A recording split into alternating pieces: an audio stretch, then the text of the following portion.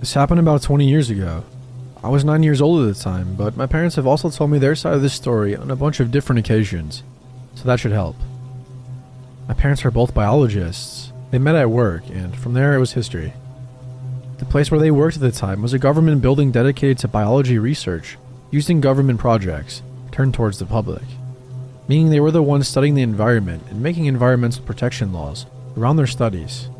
This being a massive old government building, it always had a security guard present, day and night. During the day, these security guards would mostly just stay at the reception and greet people, but at night, they would go do their rounds and make sure there were no intruders, because of all the science equipment and computers kept in the building. Initially, one of the guards seemed like the nicest person. He was always really nice to me, and frankly, all the memories I have from him before this were really nice. He would greet me and talk to me in the nicest way every time my parents brought me to work. He would make me paper planes, which he was surprisingly good at, and throw them around with me. And he would stay with me at the reception on days my parents had to work in the night. Obviously for me, that would get really boring really fast, so he'd keep me company and entertain me. Mostly we would talk, play with the paper planes, and watch TV. It all seemed nice enough. Nice enough for my parents to trust him with me, which was probably their biggest mistake. One night, my parents had to work even later than usual. I think it was around 10 p.m. and they were still at it. So this guy who was on the night shift decided to take me around the building with him to do his rounds. We started on the top floor, checking all the rooms in the exterior part of the roof. Every room was so dark that I'd always stay a little behind and wait for him to turn on the lights. Then we stepped down to the second floor where my parents' office and labs were. We checked the opposite side of the building, going into labs with massive extractors, microscopes, and every kind of science equipment you might think of. We walked down the stairs to the first floor, where most of the administration rooms were. I still remember seeing some maps on the walls, and embalmed fish everywhere, serving as decorations. The first floor was all clear, so it was time to check the 2 basement levels. I thought it would have made sense to check the labs on the right side first, as the left side had a flight of stairs at the end, leading up to where my parents were, but for some reason, he decided we go check that side first. We checked all the labs, but I noticed his pace was accelerating, and he was starting to look and sound happier. Excited even. Once again, we checked all of the labs, all the corners from one end to the other, turning the lights on ahead of us and turning them off behind us when we left. When we got to the last area, he turned all the lights on, and he went inside. There were 3 separate offices on each side of the lab, and on the first one, he hurried towards the printer, opened it up, took out 2 pieces of paper, and made 2 quick paper planes. That's when everything changed. He picked up one of the planes, went outside of the office, and threw it towards the end of the room. Then he told me the one he just threw was mine and that we could throw them around in there. I ran to the other side of the room to pick my plane up, excited to play with it, and suddenly the lights went off. When I turned around to check what was happening, I saw him getting out of the lab and turning the lights off and locking the door. I ran to the door, punched it and kicked it while screaming for him to open it. Panic taking over me because of how scared I was being in the dark at the time.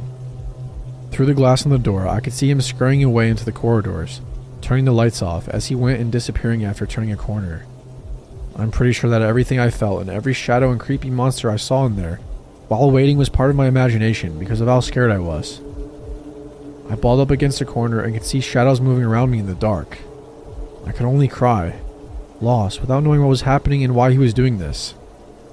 My parents finished work eventually, and when they did, they packed up their things and made their way to the lobby to pick me up and go home. When they got there, the security guard was at the reception, but I was nowhere to be found. They panicked, of course, and must have shouted 100 different cuss words at the guy. I'm not sure how my dad didn't murder him right then and there. But when they first asked the guy where the hell I was, and what he had done with me, he simply said that he had gone to do the rounds with me, and I must have gotten lost somewhere.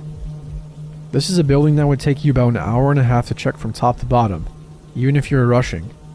So, must have gotten lost somewhere is not exactly helpful. They looked for hours without finding me. It was only when I saw a far light at the end of the corridors, leading to the lab that I was in, that I got the courage to stand up, rush towards the door, and start punching as hard as I could. They finally found me there and made the guard unlock the door to get me out. I don't really remember sleeping that night, and if I did, it must have been out of exhaustion. But I know I made my mom stay in the bedroom with me the entire night.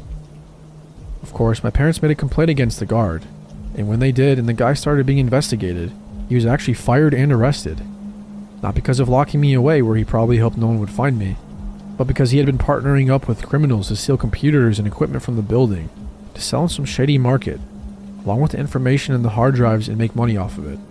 By then, he had stolen a lot of old computers without anyone realizing, and who knows what his plans were for me that night. I'm not convinced that locking a crying child in the middle of the darkness, hidden away in some room, is exactly the most normal behavior if you're not trying to hide them and get them later when everyone else has left and sell them as a part of your product. Luckily, he never had the chance to do that, and I really hope he never got to do it to any other kid.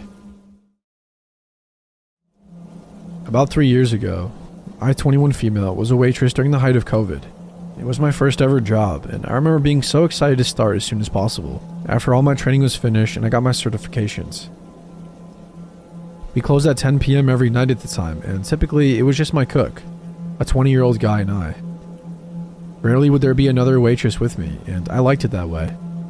I always worked better alone, and I didn't really get along with most of the other waitresses anyway, so it was actually nice. I can remember it was near the end of my time there that this experience happened, and I'm really happy I had the circumstance I did at the time. I never could really trust my gut very much because I had mild anxiety and couldn't tell if what I felt half the time was valid or not. I mention this because when this all went down, it felt real, and I had an absolute feeling. I had started my shift that evening around 3 p.m. I said goodbye to the last waitress, and I was on my own with my cook. Everything was pretty slow and normal until I got a call about one of the specialty items on a limited time menu that we had. The food couldn't be ordered as takeout, and the lady over the phone really didn't take it well. After a little debating, she finally decided to sit and eat instead. I'd say around 10 to 20 minutes later is when I spotted an older looking car pull up, and 3 people came out. 2 men and a woman who looked to be in their 30s or 40s. I could tell that it was the same lady I spoke to over the phone, judging by her attitude coming in. I further confirmed it by asking since I already had a pretty good idea of what she wanted to eat. What I thought was an act of mild embarrassment and pettiness was actually something more sinister later on. Her attitude towards me changed when she saw me. She was much nicer and more cooperative. This didn't ring any bells at first because it was something that most people who wanted to look good in front of others would do. I sat them at a booth and took their orders. I noticed they had a red binder and a black pen. Remember this.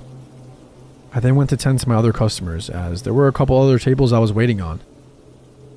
Once I brought their food out to them, they asked me if I knew any realtors. I found this to be fairly normal as this being a tourist vacation state it is, it wasn't uncommon for outsiders to be looking for a getaway home. I would say this was reasonable for me to assume it was nothing if they didn't already look like the unsavory type of people, if you get what I mean. Nonetheless, I gave them the phone number of a realtor I knew closely, since I often went to church with her. There weren't any other notable interactions I really had aside from occasional small talk if I wasn't doing anything or refilling their drinks. It was around 4:30 p.m. now, and they were the last of my tables to leave the restaurant. If any of you are in the food industry, you know that as a server you don't really get breaks. Just a lunch most of the time, and sometimes not even that if it's super busy. So my cook and I took this as an opportunity to take a well-deserved break. We walked out behind them and had a small chat with them. I should mention by now that the front of the restaurant had a disabled ramp coming up to the doors. It was long because the building was on a raised foundation. This is important. Now, I didn't really notice it at the time, but one of the men took my cook to the other side of the ramp, down near the end, and was chatting with him over a cigarette. I was behind the railing at the top of the platform where the ramp plateaued. Luckily, the other man and the woman were on the other side of the railing, about 5 feet below, but in front of me. We were having some small talk, and they started to ask some personal questions, such as if I lived in the area, if I smoked weed, how old I was, etc. I hadn't quite learned yet that telling strangers such personal things wasn't a good idea. However, this for some reason was starting to raise some red flags. I gave very vague answers to all of her questions as best as I could. Unfortunately, they still persisted in trying to have some sort of communication with me outside of my work. Whether or not I said no. I suppose when they finally realized that I wasn't going to give that information up, the woman finally got to her point. She told me that she had a business offer for me. It was for a cleaning service. I don't like cleaning anyway, so regardless, I would have said no. However, what she said next solidified my answer. She proceeded to tell me that she owned a maid service called the Pretty Kitties Maid Service. She said that she needed pretty and young girls like me, and that she had 10 girls now as it was, and she wanted to expand. She mentioned how they got paid $30K, She didn't specify the time length and how it would be a great opportunity for me to help her with her business. I instantly knew at that point that it certainly wasn't a maid business and I was in danger. However, I didn't understand just how much danger I was in. I politely declined her offer and told her I liked my job as it was, that I was satisfied working for my boss. She tried to further convince me by telling me how easy it was and reiterating how much I'd make under her supervision. She mentioned how she had a van for her business and described it to me. I can't exactly remember what she told me, but I do remember how she told me to follow her to her car. She said she'd show me a picture of her van in her car, but her phone was in her hands. I knew for certain I wasn't going anywhere with her or near that car. I declined yet again and said that I was fine right where I was. I said she could show me on her phone instead, but she was hesitant, after which she proceeded to end the conversation and left with the two men. A little shaken, I walked back into the restaurant with my cook and told him what I had just experienced. He joked about how I'd have good money if I went with him, because I didn't take the situation as seriously as I should have. I laughed with him. At the end of that night, when the cook's grandmother came to pick us up, I mentioned the weird interaction. A panicked look came over her and she sat silent, staring at me. I got confused and asked her if everything was okay. That's when I learned the signs of human trafficking. She broke it to me that I was almost trafficked and I was incredibly lucky I didn't get kidnapped. My stomach dropped and I started to panic at the realization of how much danger I was in. Nothing really happened after that, except for the red binder and the black pen I told you to remember. I went to work the next day and a customer walked in. Now, normally in my part of town, not many people like to sit and relax for a while. They're mostly there to just eat and leave, as it wasn't exactly a cafe. Well, I get into my apron and sit this gentleman. He was well dressed, not in a suit and tie, but just nicely dressed. He was alone. I sat him at a single booth and took his order of one single coffee. He had a red binder and black pen with him. I didn't even notice until my cook from the night before reminded me of it. I was so shocked at the fact, and it unsettled me even more that he proceeded to sit there for 3 hours, watching me as I tended to my tables. I kept asking him if he needed anything else, and he asked me if people never just sat and relaxed with coffee. I sort of shrugged and said no, not here. Now this might come as a surprise to some of you, but servers, believe it or not, do not listen in on some of your conversations. I'm lucky I did it with this one. I specifically remember him speaking over the phone about finances and how he needed to find another house. He spoke about moving money and how he was going to pay his girls that night. I ran to the back of the kitchen and told my cook. Thankfully, he came out with me to help deliver some plates in order to throw that guy off. It worked, I think. He ended up leaving not long after that, and I haven't seen or heard anything since. I'll tell you though, I've been much more on guard since then. Back in 2013, I had to go out and find an internship to be able to progress in my education. But at the time, it proved to be almost impossible to get one. So, while I was looking, I decided to take another job just to make sure we had food on the table. I found out a friend of my fiance's family had his own handicap bus company, a kind of taxi service for wheelchair users or otherwise disabled people. And he needed someone to cover the night shift since it was a bus that had to be on call at least 22 hours a day. Seeing that I'm quite the night owl, I immediately told him that I'd be happy to take the job. And after I got the needed license, I was hired. The job was pretty basic. Pick up people and drop them off where they needed to go, and sometimes use a machine to get wheelchairs up or down some stairs. And when there were no trips, I drove to a designated area and did whatever while waiting. I quickly found a truck stop in the area where I could park and catch some Z's while waiting. There was a gas station where I would buy coffee in the early hours of the shift, and on the other side of the gas station's parking lot, on the opposite side of the truck stop, there was a rundown restaurant with a motel connected to it. To not disturb the sleeping truckers, if I got a trip in the middle of the night, I usually parked on the restaurant side. After parking there every night for a while, I noticed one particular room had a lot of people come and go. In the beginning, I thought nothing of it. But then one night, at the end of the summer, while I was half asleep with the windows slightly open, I suddenly heard yelling coming from the motel, and a dude came tumbling out of the room and started running, and a few seconds later, a big dude came running after him with something in his hand. I could not make out what it was. I thought that it was none of my business, and I went back to my half-sleeping waiting stage. Not much time passed and my phone went off. I had a trip an hour's drive away, so I turned on the bus and was leaving the parking lot when I saw the big guy coming around the corner. The rest of the night, I had back-to-back trips, so I didn't park until I got home. The day after, I didn't get a return to home zone until 2 or 3 a.m. When I arrived at the parking lot. The area where I used to park had fist-sized rocks strewn all over the place, not connecting the dots at the time. I just parked a few spots over and started waiting.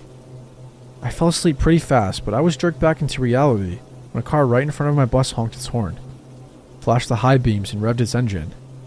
I thought it was just some idiot who noticed me sleeping and found it funny trying to make me shit myself. So I jumped out of the bus to tell him to fuck off. But instead of driving off or stopping, the driver made this start brake thing with the car indicating that I was the one who should fuck off. And then I connected the dots.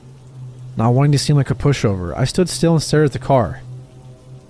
Not that I could actually see anything with the high beams almost blinding me. And after what seemed like a really long time, but must not have been more than 30 seconds, the car drove off. After that, I decided to park near the trucks from then on.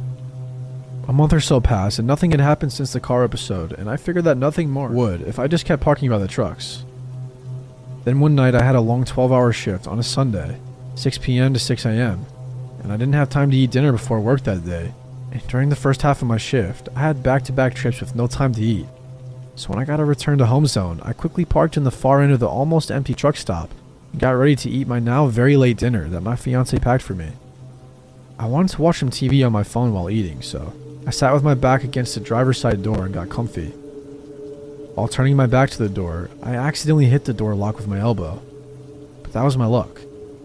As I was sitting there scrolling Netflix on my phone and heard the clack of the door handle behind me smack back in position, I quickly turned and saw a dude with a hood over his head quickly crouching and proceeding to lay down on the ground and crawling under the bus with a big-ass kitchen knife in his right hand. I quickly got up and made sure the other two doors were locked, and then I looked in all directions to see if I could still spot him. He was still under the bus, and I was sure as hell not jumping out this time, since the knife made his intentions pretty clear.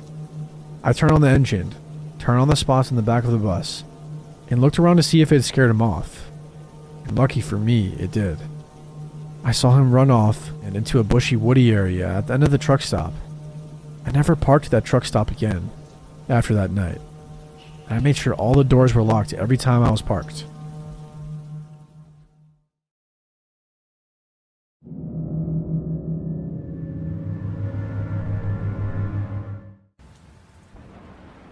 When I was in my mid-20s, I worked night shifts at a 7-Eleven. I was still doing online school at the time, and I figured most of my shifts would be slow enough for me to get some schoolwork done during my shifts.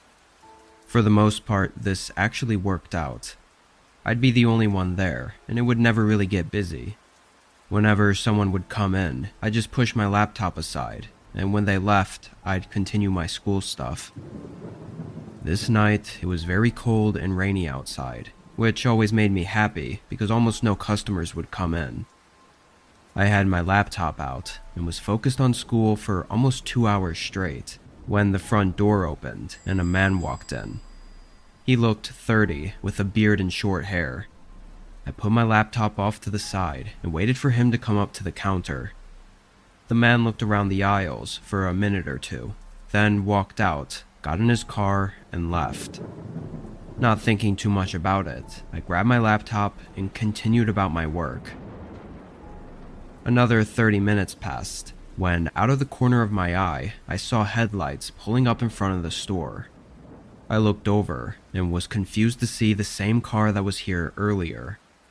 I thought maybe it was just a coincidence, but when the guy got out, it was the same man. This time he walked into the store and came right up to the counter before I could even move my laptop. "Restroom?" he asked. "Oh, yeah, it's right over there." I wasn't expecting that question at all. He walked over to the restroom and went in. It was one of those single-person ones, not like a whole room. I couldn't help but think it was a bit odd to come back 30 minutes later to just use the bathroom. Like there had to be somewhere closer to wherever he was, unless he stayed in the area for the whole 30 minutes. He possibly could have been back to also grab something that he decided he needed. I don't know. I waited a couple minutes, and then a couple more, and then it started to get a little unusual. Honestly though, I did not want to be that guy who checks up on him, or knocks on the door, or whatever. Another 15 minutes passed, so he'd been in there for almost 25 minutes at this point when a police officer pulled into the parking lot. He circled around and slowed down right behind the other guy's car, clearly inspecting it. And after a little bit, he stopped his vehicle right behind the car and got out. The officer came into the store and looked around the sales floor, then looked at me and asked if I knew who was the owner of that car outside. The officer looked more than just curious. He looked worried. I pointed at the bathroom and said he'd been in there for a while. The officer went over and didn't hesitate to begin banging on the door. It was clear something was seriously wrong. After a minute of him knocking and yelling, he looked at me and asked if I had a key to the door. I was kind of shaky, but I sifted through the drawer under the counter and found the key, then ran it over to him. He unlocked the door and opened it, gun raised. The room was empty. I couldn't believe it. After getting interrogated for a minute, I assured the cop that he had gone in there and never came out. The officer did a more thorough search and happened to notice the ceiling was accessible. It was one of those ceilings that's made up of panels where you could just push them out.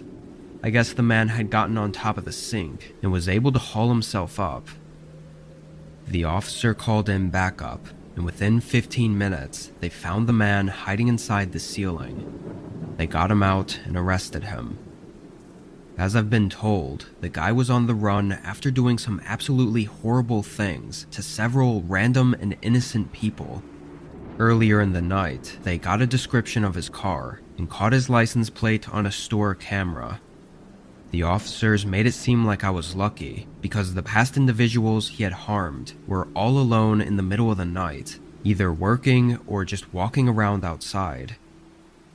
Whether the man was trying to hide in the ceiling because he knew the cops were after him, or he was doing so to try something on me, is unclear. Thankfully, he's locked up for good though.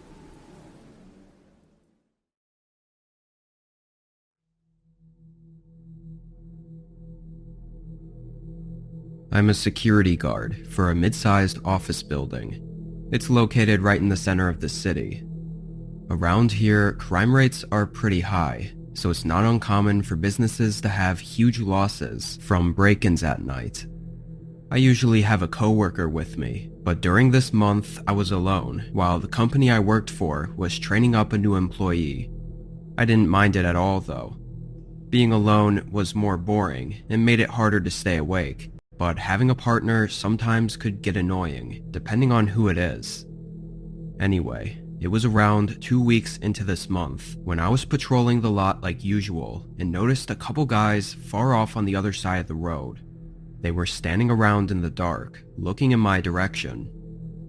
I don't know if they were looking at the building or watching me, but it gave me an uneasy feeling. The next time I made my rounds, they were gone. I took a mental note of it, but I didn't think about it too much. The rest of the night was quiet. I got out at 6 a.m. with nothing more to report on. The next couple days were uneventful as well, but then, one night at the end of the week, I made my rounds outside and saw them again. They were in the same spot as last time, standing in the dark and watching me. It made me uncomfortable again, so instead of continuing my rounds, I stayed out on that side of the building. Maybe if they saw that I noticed them, they would leave. I stood out there and walked back and forth for about 5 minutes before the men walked away. As I was out there, I tried to take notes of what they looked like, but there really wasn't much I could make out from that distance. I stayed out for another 10 or 15 minutes after they left, making sure they didn't come back. Then I went back inside. With them gone, I figured now was a good time to head to the break room and take my lunch. It was about 1 a.m. The break room was at the far end of the hallway in the back of the building. I sat at a table and started eating while scrolling on my phone when I suddenly heard a noise. I put my phone down and looked at the door to the hallway. I'd never heard any noises like that before. After a few seconds, I got up and walked over to the doorway. I stood there for a good 30 seconds, waiting to hear anything, but it all seemed so quiet that I figured it must have been nothing. I went back and finished my lunch. Afterward, I went to the security office and double-checked that there were no alerts or flags. Everything looked good. Usually this was the time of night where I just sit in my chair and wait around, but something in me felt like going to make another rounds. The noise I heard didn't have me nervous though. I think if anything, I was actually just more curious about what it was, and found it as something for me to look for while I was bored. I started my rounds outside, walking around the building. It was quiet, just the ambient sound of the buzzing streetlights. Nobody was out there. I went back inside and started walking through the inside of the building. Usually, unless there was a flag or alert in the system, I wouldn't go checking every inch of the place. I'd just walk up and down the hallway and make sure nothing was off. The hallway was long though, and was in the shape of an L, so it was more like two long hallways. On one side was the main door, and on the other side, there was a door to a mini stairwell that had an emergency exit door. It was one that was original to the building, so one of those old heavy metal doors. And as far as I knew, it wasn't connected to the security system because of how old it was. To bypass this, the company just put a huge padlock on it and bolted it shut to essentially make it useless. However, when I got to the end of the hallway and looked through the door window into the stairwell, I was in complete disbelief. The padlock was snapped in half, laying on the ground, and the metal door had been forced open. I felt lightheaded as I hurried back to the security office. If someone had broken in, how the hell did they slip past me unnoticed? Surely I would have seen or heard them. I started scanning through the tapes. I got to the point where I was standing outside, watching the two men. After they left, I stayed for a bit to keep watch. During that time, they came around to the back of the building and snapped the lock off, breaking in and going into the workrooms. Disturbingly, they were still inside the building when I came back inside. One of them was just on the other side of a door, literally 2 feet from me, as I walked past him and into the break room. While I was in there, one of them bumped into a desk while trying to hide, which was likely the sound I heard. When I went back outside to do my rounds, that's when they made a run for it. On the tapes, it was pretty clear that they both had weapons, either large knives on their belts, or possibly even small firearms, which makes me think they were prepared to take me down if it came to that. I called the police and handed over the tapes, but nothing ever came of it. They weren't great quality, and the men had their faces covered. The company claimed several hard drives, or files or something, were taken, and they seemed pretty worried about it.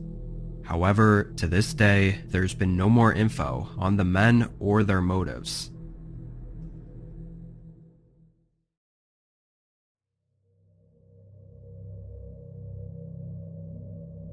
I work night shifts at a hospital, specifically in the ER. I'm the front desk worker that typically checks people in, though we still see a lot of crazy things here. Each night is unpredictable. This night started out quiet. We had a few people come and go, but nothing too big happened. I was mostly sitting at my desk talking to my coworker, Amy, about whatever we could think of talking about.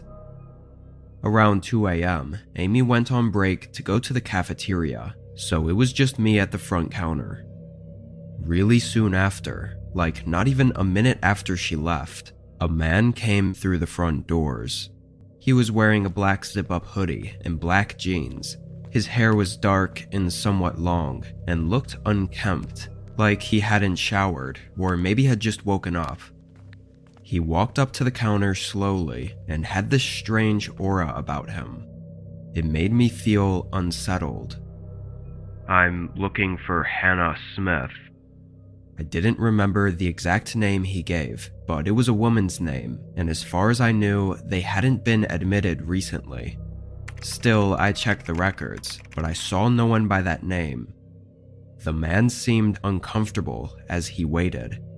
I told him there wasn't anyone here by that name, and that he may need to check other hospitals in the area. He awkwardly nodded and walked out. I glanced at the security guard, who was standing at the other side of the room, and we both made that eye contact, agreeing that that guy was a little strange. A half hour later, Amy came back. The rest of that shift was quiet and slow. I got out at 4 a.m., saying bye to my coworkers and heading out to the parking lot. This wasn't the largest hospital, but the parking lot was really oversized. It was huge, and all the workers were supposed to park in the back to make room for patients closer to the building. As I walked to my car, a weird feeling came over me, and I randomly thought back to that man that came in earlier. I don't know why, but I suddenly felt unsettled again. Maybe it was the eerily quiet parking lot at night. I walked a bit faster, got up to my car, and got in. I tossed my bag on the passenger seat and started driving. I lived about 20 minutes away.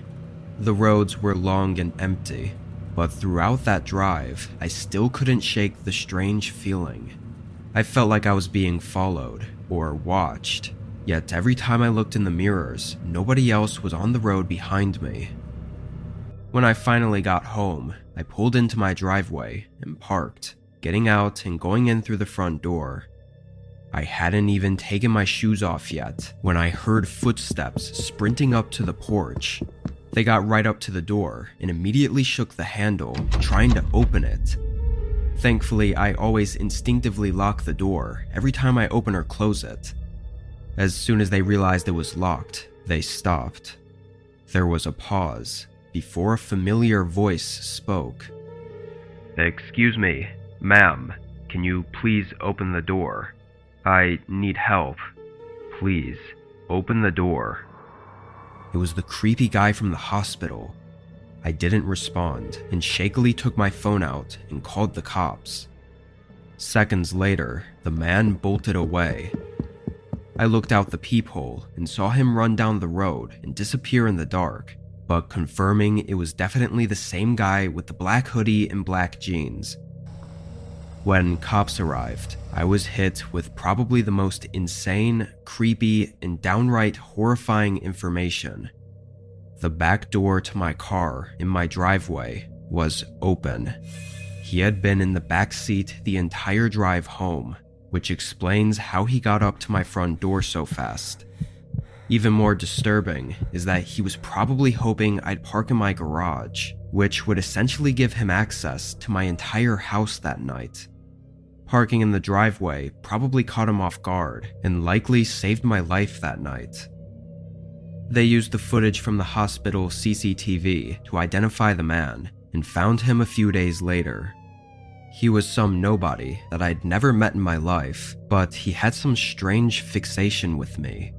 He had stalked me from outside the hospital for weeks, figuring out which car I drove, and probably just trying to find a night that I accidentally left my car unlocked for too long. Even though he was caught, he never admitted to anything, and just repeatedly said that he wanted to talk to me, and that was it. This was a while ago, but I haven't heard or seen anything about him since.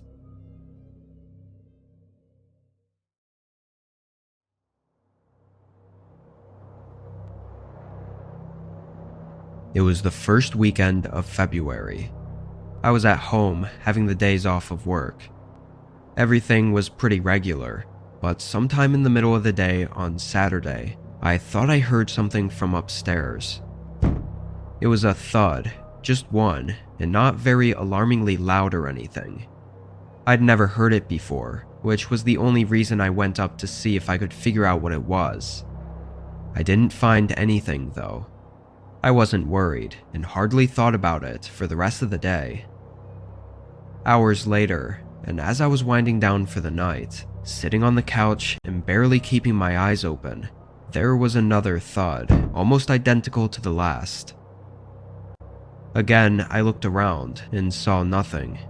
I even opened the door to the spare bedroom, which was entirely empty, and looked around, not seeing anything.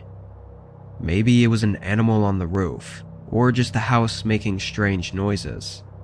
I went to bed that night, not too long after. The next day, I got up and went downstairs like usual to make coffee and breakfast. As I did, something felt off. Like as I walked around the kitchen and made breakfast, things seemed like they had been moved.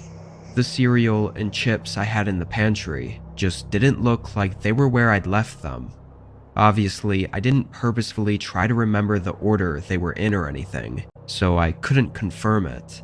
I just had that weird feeling like it wasn't right, which I didn't know how it could be possible. I tried to pay more attention to things the rest of that morning, but eventually I forgot about it. I think I was caught up on how impossible it would have been, so I had to be mistaken. The rest of that day, I was downstairs, watching TV and doing some chores.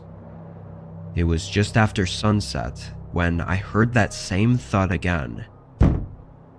I stood up to go check on it, just like every time before, but as I approached the stairs, I heard a click. It was very quiet, but was definitely a click of some kind. I went up to the top of the steps and listened for a second, then looked around my bedroom, finding nothing. Then I went over to the spare bedroom, figuring I might as well check again. I grabbed the handle and turned it, but it stopped halfway. It was locked from the other side. Blood rushed from my face, and my heart stung from the sudden panic. I took a few weak steps away from the door, feeling like my legs were giving out, but I brought myself together when I heard movement behind the door, approaching the other side. I started to run back down the stairs as I heard another click, followed by the door creaking open. I left out the front door and ran to the end of the street, where I called 911. When searching the home, they found no one, but in the spare bedroom closet, there were grocery bags and a blanket. Someone had been trying to live in there, at least for those 2 days, but probably even longer without me knowing. Likely they were coming out at night while I was sleeping to go downstairs and eat and drink and do whatever. It sends chills through me just thinking about it. Thankfully, they seem to have left for good after that night.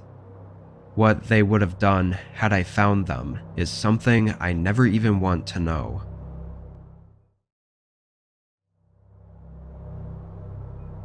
I was staying inside for the night.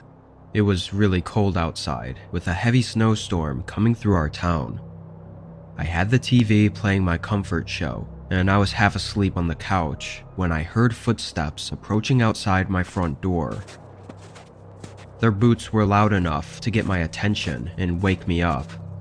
I looked at the door, but they didn't knock. They stood there for a few seconds, then their boots took a couple more steps before it suddenly went quiet. It sounded like they stepped off the porch and into the snow, which I could no longer hear. Confused, I got up and looked out the window. The snowstorm was worse than I thought. It was almost completely white outside, making it hard to see more than a few feet past the window. Barely, I could make out shoe prints in the snow coming off of the porch. Why did they just step off the porch like that? And what were they even doing outside right now? With the weather, I couldn't really get any more answers. I checked out the side and back windows for any more shoe prints in case they walked around my house, but I didn't see much of anything. I went back to the couch and laid down. I felt it was weird, but I didn't want to overreact about it. An hour or so went by, and there was nothing else. The soft rumble of the snowstorm outside and the low volume of the TV made my eyes heavy, slowly putting me to sleep. When my eyes eventually opened, it was still very dark.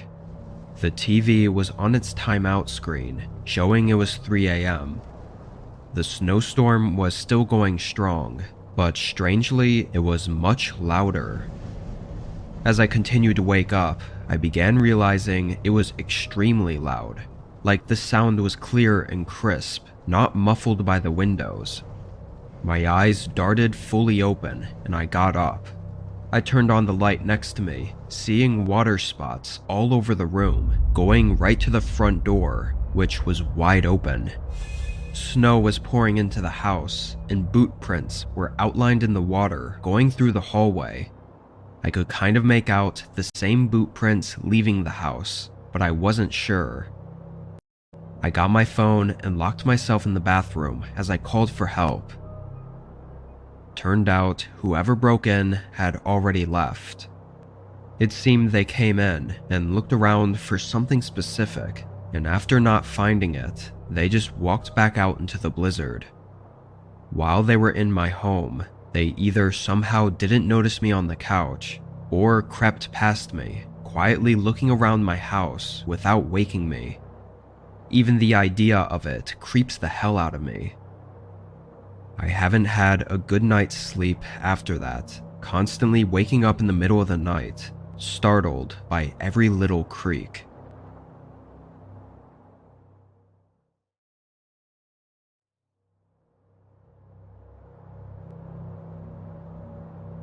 I worked at a gas station for 2 years, starting in 2015. During the winter on my first year, I had a regular customer come in a lot. I worked night shifts, so whenever anyone came in more than once, I'd usually recognize them. This guy was a trucker who told me his name was Paul. He was a really nice guy, though he definitely had something different about him. He was always smiley, like too smiley and happy, especially for it being the middle of the night. Sometimes I actually found it creepy. Anyway, one night he came in and he was acting differently. He walked in and greeted me, but as he looked around the aisles, his face was dull and almost angry. He picked out an energy drink and came up to the counter, and his face suddenly changed back to that overly happy look. I could see dread in his eyes though, making his smile seem even more fake and almost disturbing in a way. He paid and walked out to his truck, then drove off. I'd almost forgotten about it until the next day when I saw his truck pull in again. It was pretty cold and snowy outside. When Paul came in, he had that same look as yesterday, except he didn't smile at all. He grabbed the first drink on the shelf and came up to the counter. As he paid, he started asking me questions, like how busy it was tonight and when my shift was over. Then, before he left, he asked if I wouldn't mind helping him lift something in his truck. Having known him for so long now, I agreed, wanting to be helpful, and put on my jacket and followed him outside. The gas station was empty, aside from his truck, parked on the far side of the lot. I followed him over there, and he opened the passenger door, then walked around to the driver's side and got in. He said it was right up here, gesturing for me to get in as well. I climbed up and sat down. It was one of those big box trucks that had a door behind the seats for access to the cargo section. I looked at Paul. He had that strange, wide smile again. "It's just right in there. I'll follow behind you." He pointed at the door. I suddenly felt very unsettled and could sense that this wasn't what he said it was. I sat there, trying to figure out what to say or do, and I began to notice an odor. It was strong and disgusting, coming from whatever the hell was behind that door. I looked back up at Paul. His face was tense, but he held that smile and just watched me, waiting for me to move. I jumped back out of the truck, slamming the door behind me and hurrying back into the station. He didn't follow. As I was hurrying back though, I thought I heard him yell. like a frustrated yell coming from the truck. The wind covered most of the sound. He pulled out of the gas station soon after. I worked there for another year, and Paul never showed up again, not even once. I don't know what was back there, or what was really going on with Paul, but I think I was lucky to not have to find out.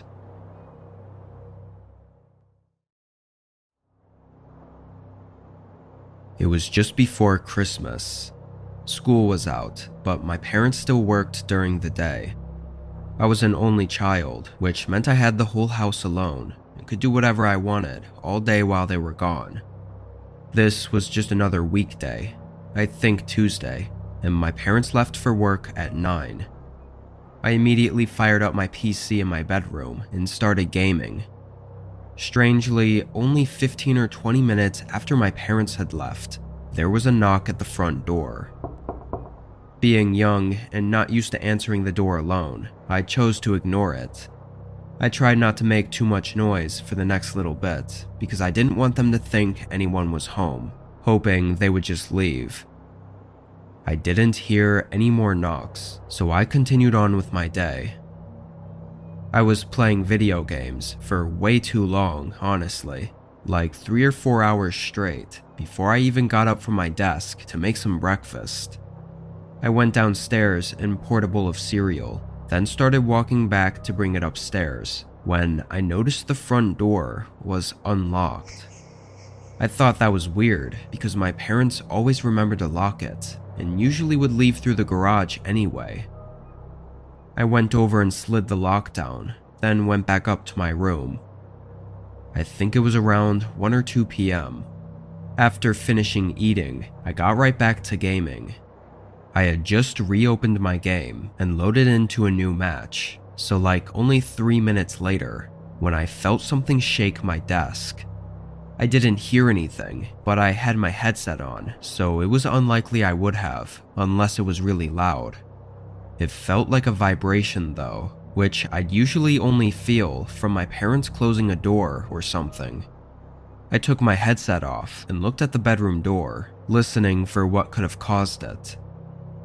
It was quiet.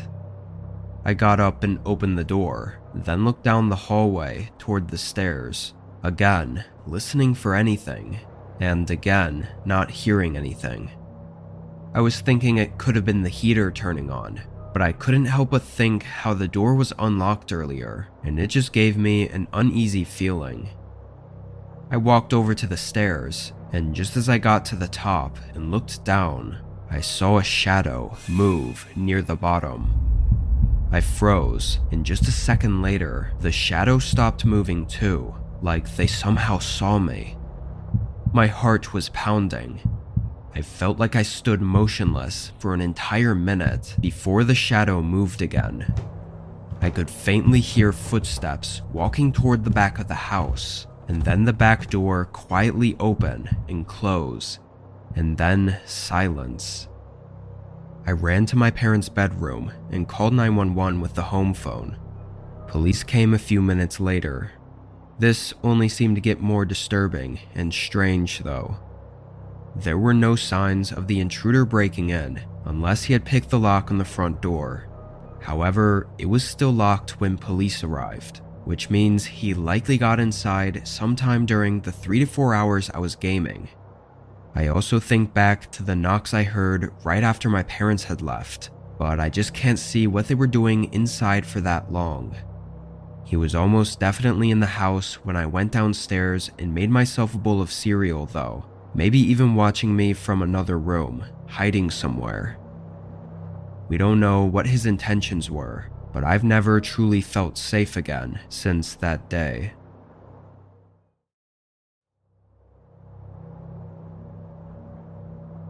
I was taking a road trip across the country to my family's house for Christmas. I know driving that long of distance during winter is probably not a great idea, but I couldn't find anyone to watch my dog Frankie, so I had to bring him with me. He's just a little wiener dog, and I thought he'd be terrified of flying, so I decided to drive. The first half of the trip down there went well without any issues. Great weather, easy driving, and no problems. On the morning of the second part of the drive, though, I woke up to heavy downfall of snow. I packed up quickly and tried to outrun the weather, but it seemed to only get worse. Halfway there, I realized it was taking too long, and I wouldn't make it there by the end of the night, so I ended up choosing to find a motel to stay at instead. The road I was on was pretty empty. There wasn't much of anything, aside from the occasional gas station, every 50 or so miles. So when I finally saw a sign for a motel, I immediately pulled off and into the parking lot. It was a very old-looking building, and most of the lights were off, but there was another car parked here, so I figured it had to be a worker. I left the car on for Frankie as I got out and walked through the blizzard and up to the main entrance. The door wouldn't open. I wiped the fog off the outside of the window and put my face closer, trying to look through and see if anyone was inside, but it looked dark and deserted. I wasn't sure what to think, but I didn't have much time before I heard Frankie barking. I looked back, seeing two men walking past my car and up to me. The way they walked, it was clear something was wrong. I tried to start walking back to my car and ignore them, but they cut me off. "Hey, was the place open?" No. I think it's closed tonight. Sorry," I said, trying to walk around them. "Do you think you could help us? We're having some car troubles. Maybe you could spare some gas." It was like they were fighting for any reason to keep talking to me. I said no, then backed up and made a wide walk around them, and even then, they still tried to get in front of me. I hurried back into my car as their footsteps crunched quickly behind me. By the time I got in and locked the doors, they were already at my window. Frankie was whining, and I couldn't blame him. This was really uncomfortable and kind of scary since we were so far out on a deserted road. One of them repeatedly knocked on my window, asking for help still, but it was so obvious that he didn't need any, and this was just some kind of trap or something. Before anything could get worse, I backed up and drove out onto the main road. After giving it some thought, I ended up dialing 911 to report their strange behavior. I got a call back from an officer 20 minutes later, saying they weren't at the parking lot anymore, and neither was their car. If that doesn't scream guilty, I don't know what does. Their car clearly worked enough for them to leave, and they apparently left right after I did. More so than my slight interaction with the men, it's the thought of what they were potentially trying to do that horrifies me. If anything had happened out there, I probably never would have been found.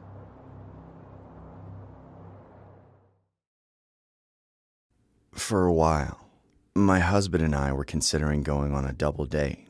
We had been together for 20 years and had 3 daughters, so we were happy in life, but getting bored in the bedroom. However, for the longest time, discussions about opening up our marriage felt too scary to pursue. Then, one year, for Valentine's Day, we just said screw it and decided to go for it. We looked on Facebook for potential partners as we didn't want to involve anyone we knew. And we were surprised by how easy it was to find couples and even entire communities of people eager to swap partners. The problem was, we were also daunted by the overt nature of all the parties and hookups. It took us a bit to find a couple who seemed to share our mindset. But then we met Richard and Cynthia. Richard owned a small software company, so they had a lot of money, yet they were still down to earth and respectful in our conversations on Facebook. We set up a dinner date for Valentine's Day, thinking it would be fine whether we decided to go all the way or not. We left our oldest daughter in charge of her siblings for the evening and drove to the restaurant. Richard and Cynthia were already there, but we were taken aback by how different they looked from their photos. Richard had a huge beard and bushy eyebrows covering half his face, and Cynthia's face was crammed full of Botox, paralyzing it in a horrid expression. We sat down anyway and started talking. just regular small talk. But then, Cynthia made a comment that weirded me out. She asked what it was like living in our neighborhood, mentioning our exact neighborhood by name. I asked how she knew we lived there, but she just said it was on my Facebook profile. I nodded my head, but I was pretty sure I was careful not to put that out there. So a few minutes later, I excused myself to the bathroom. Cynthia followed me uninvited. I went into a stall and checked my Facebook and my husband's. Just as I suspected, nowhere did anything mention where we lived other than the city, which has hundreds, maybe thousands of neighborhoods. Now I had a really bad feeling about Cynthia. If she knew the neighborhood, did she already know the address? What kind of research did they do on us? Then, when I came out of the stall, Cynthia was waiting for me, attempting to smile through her Botox. She said I looked nervous, then reached into her purse and pulled out a little white pill. She said it would help me relax and open up to this big opportunity. Not knowing what the hell it could be, I declined it. And on the way back, I texted my daughter that we would probably be heading home early. Glancing at my husband's face, I could tell his conversation alone with Richard went about the same way. I tried to make up an excuse to go home as our daughter hadn't texted me back, but they insisted we at least stay for dinner and have a drink. They said we could still back out of what would happen after dinner, so even though we were uncomfortable, we stayed. Throughout the whole day, the conversation crawled awkwardly, and they slowly started looking at us more and more like we were prey. They even coerced us into getting dessert.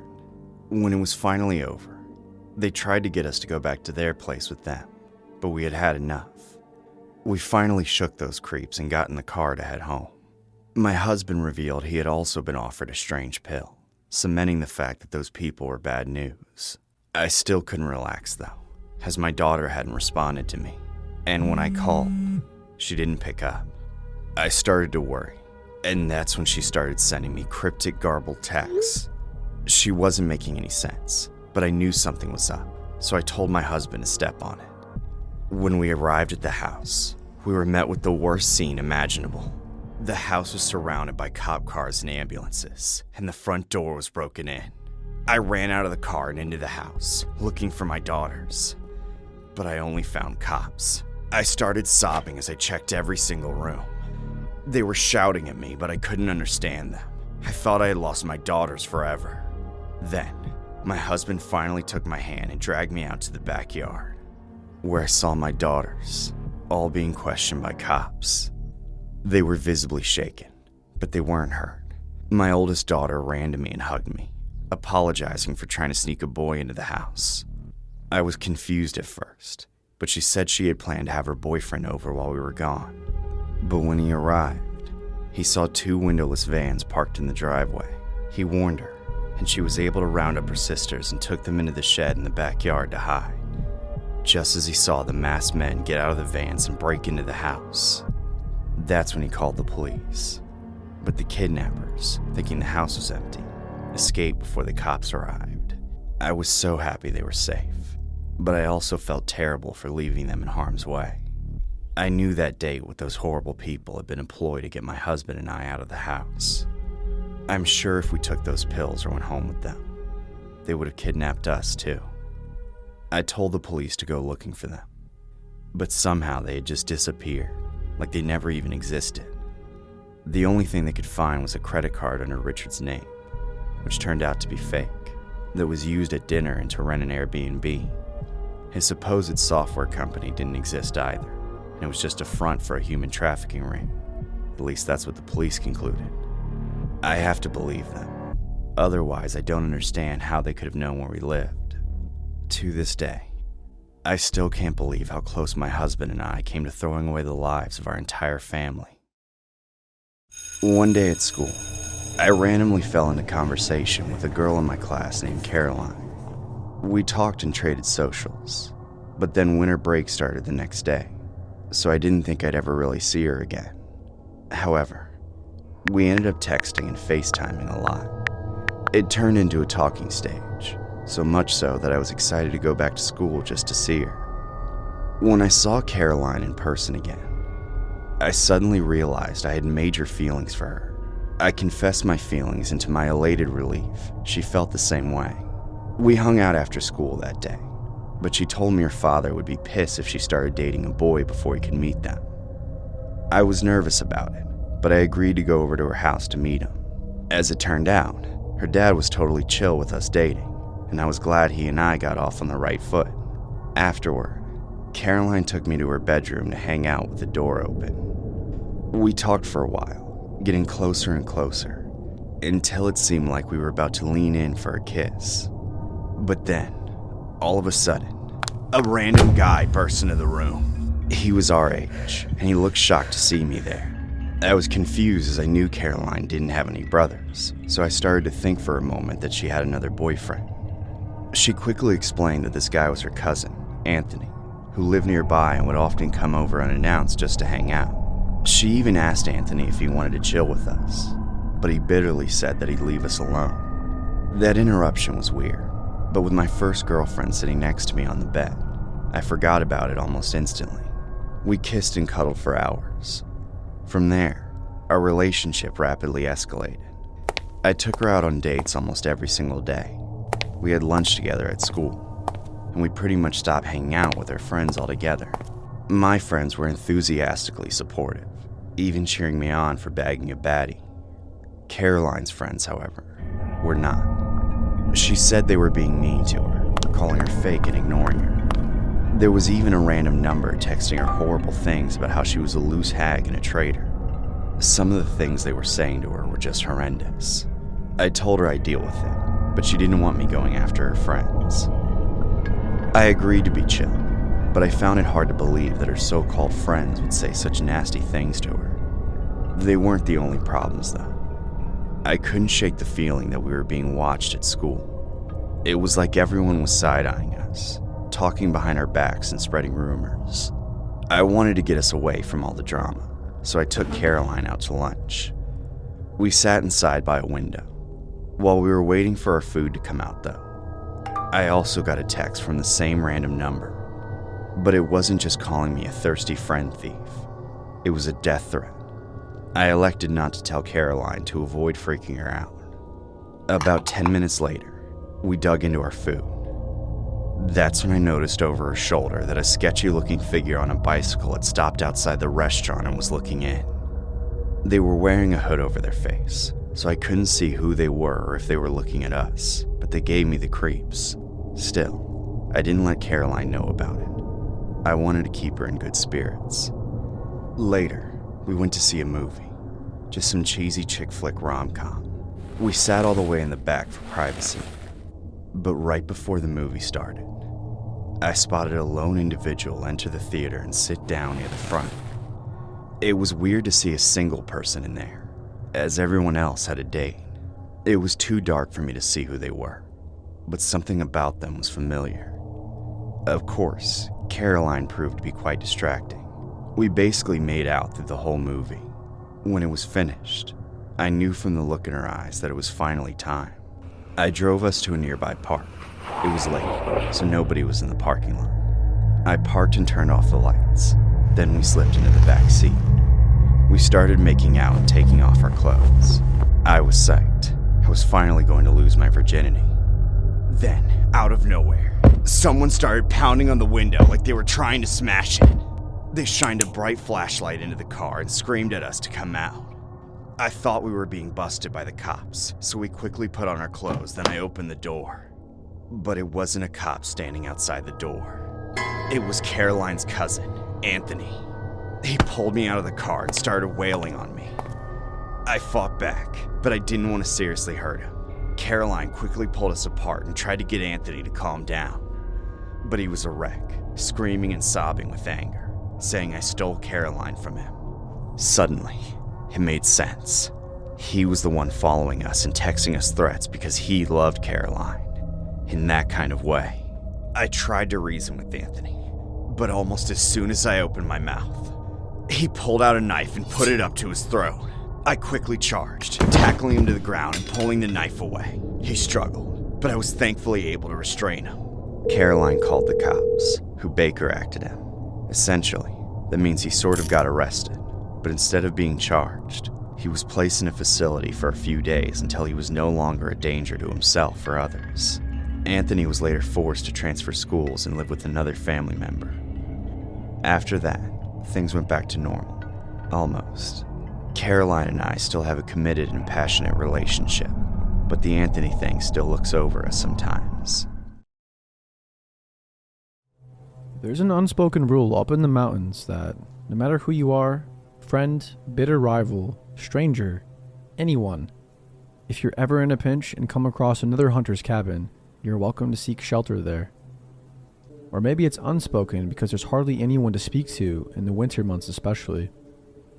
You'd be hard-pressed to see another soul for weeks, sometimes even months. But that's the rule. You need it, you use it. No judgment, no questions asked. Just don't steal anything. Now, I'm not a burly seasoned mountain man that flosses with tree bark and never shaves, but I do like to hunt. I often leave my small Alaskan village for weeks at a time and take to my hunting lodge up in the mountains. I'm a fairly cautious guy and I know the mountains can be traitorous, so when I leave prepared. I check the long-term forecasts and gather the necessary supplies, bring backups, and make sure I've got enough of everything that I need to survive at least a week longer than I plan on staying, just in case. I always believed that my precautions would protect me, but like a child's security blanket, they were only a paper-thin illusion of safety. There's really no planning when Mother Nature decides she's in a mood. That's why I never expected to get caught in a blizzard this day. It had started out sunny and cold, but as the day progressed, a few clouds formed. By the time they had massed into a heavy cloud covering, I was already on my way back to my cabin, with a couple of hairs hanging over my shoulders. I'd named them dinner and breakfast. I was planning on eating breakfast for dinner and dinner for breakfast, if only to make myself laugh. It's the little things like that that keep solitude from turning into loneliness. The snowfall seemed to come out of nowhere, like someone had knocked an awning shut and all the snow collected on top had fallen all at once. Except it wasn't a single tidal wave of snow, it was a relentless, unending assault. Last I checked, the weather reports hadn't mentioned a blizzard, and yet a blizzard was what I found myself walking through.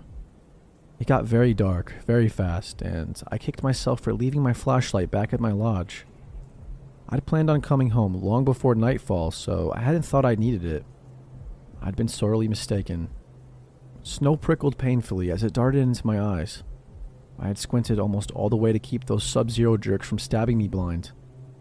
The wind howled as gales cut through my clothes and right to my bones. I could barely see 2 feet in front of me, and I couldn't see the 2 feet beneath me as they sank in an ever-growing blanket of white. I'm not sure when I realized I was lost. At some point I knew I should have arrived at my cabin, but all I saw was white with a few slivers of gray swaying in the thick breeze. The hairs at the back of my neck became stiff and battered against me with every puff of air and every awkward crashing footfall. I was running out of energy, running out of ideas, and beginning to panic. I could have spun around in a computer chair 100 times and felt less disoriented than I did in that whiteout. Then I walked right into a cabin, literally. It had become so dark and the snow had become so heavy that I couldn't see the structure until I stumbled face first into it. I held my hands against the wood so I wouldn't lose it in the storm and circled around until I found a door. I wasn't just in a pinch, this was life or death. In the unlikely event someone was inside, I knocked on the door and waited for an answer. Through the howling wind, I could have sworn I heard, "Come in." As I swung open the door and stepped inside, a small avalanche of snow tumbled in with me. I didn't bother trying to kick it out as I fought against the wind to close the door behind me. The relief was instantaneous. Without the air whipping at me, I'd put a stop to the timer ticking down to my freezing death. "Thanks," I whispered.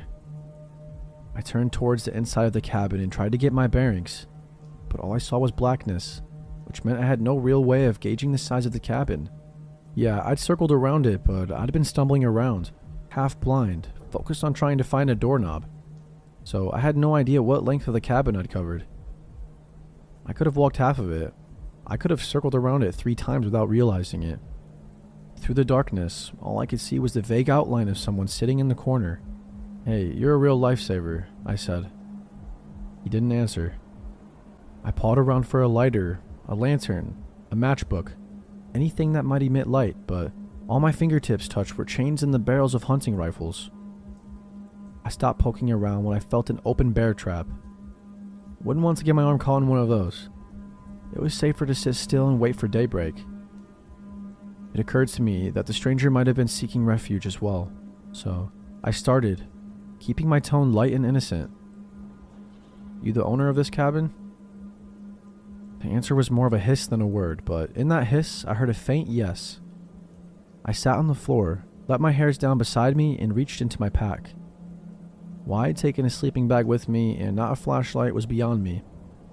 I removed my wet clothes and quietly slipped into the sleeping bag to warm me up, making conversation as I did. "Hey, thanks again," I said. "That blizzard really came out of nowhere." He replied with the slow, labored, wheezy breath of an elderly man on his deathbed. "Dangerous." "Yeah," I chuckled. "That's an understatement." "Hungry," he exhaled. "You got a fireplace?" I asked. "I've got a couple of hares. I'll cook them up. It's the least I can do." His reply was drawn out, like a wolf howling, but without the majestic hum. "No." "Okay, as soon as the blizzard dies down, I'll go gather wood and make us a fire. Can you wait until then?" I saw his silhouette shift slightly. There was a rattle of chains. "No." Again, the O stretched out in a long, bloated groan. "No. No, yes." The final no morphed strangely into a yes, like someone drastically changing to a much higher note on a flute, halfway through a breath. I craned my neck to look at the single window in the cabin. It was pitch black, or pitch white. It was like an afterglow, visible against the black backdrop of the wood, yet still inherently dark. I focused on it rather than the rest of the cabin because it was the only hint of light I could see. "If you don't mind, I'm going to try to catch some shut-eye," I said tiredly. He didn't respond, but that didn't surprise me. Mountain folk don't talk much, even when they come down to town for what few supplies they can't make themselves. I shrugged it off and settled in for the night, but I felt something hard against my side. Sighing, I tossed my hairs back a bit farther and got comfortable. I was exhausted, so it wasn't all that hard for me to drift off, despite the wind song playing outside the walls. I hugged myself in my sleeping bag and drifted off. I was awoken by a different sound, a weird snapping crunch that made me shoot up in my bed. Believing the ceiling was about to collapse under the weight of the snow, I braced myself, but as the sound came again, I realized it wasn't above me, but rather next to me, near my belongings. The silhouette was gone from the corner, and I could hear his deep, raspy breaths accompanying the crunch. "What the hell are you doing?" I snapped. He retreated back to his corner with a rattling of chains. My adrenaline was pumping, and I wasn't even sure why. Something about the stranger put me in a state of near panic. My instincts were telling me to leave, but I truly couldn't afford it. Whatever this guy was up to, I was safer with him than I was out there in that blizzard. I grabbed my backpack and propped myself against the wall in a seated position, staring at the silhouette, expecting him to make a move. I kept myself awake and alert, never looking away, even as the howling wind slowly diminished in strength.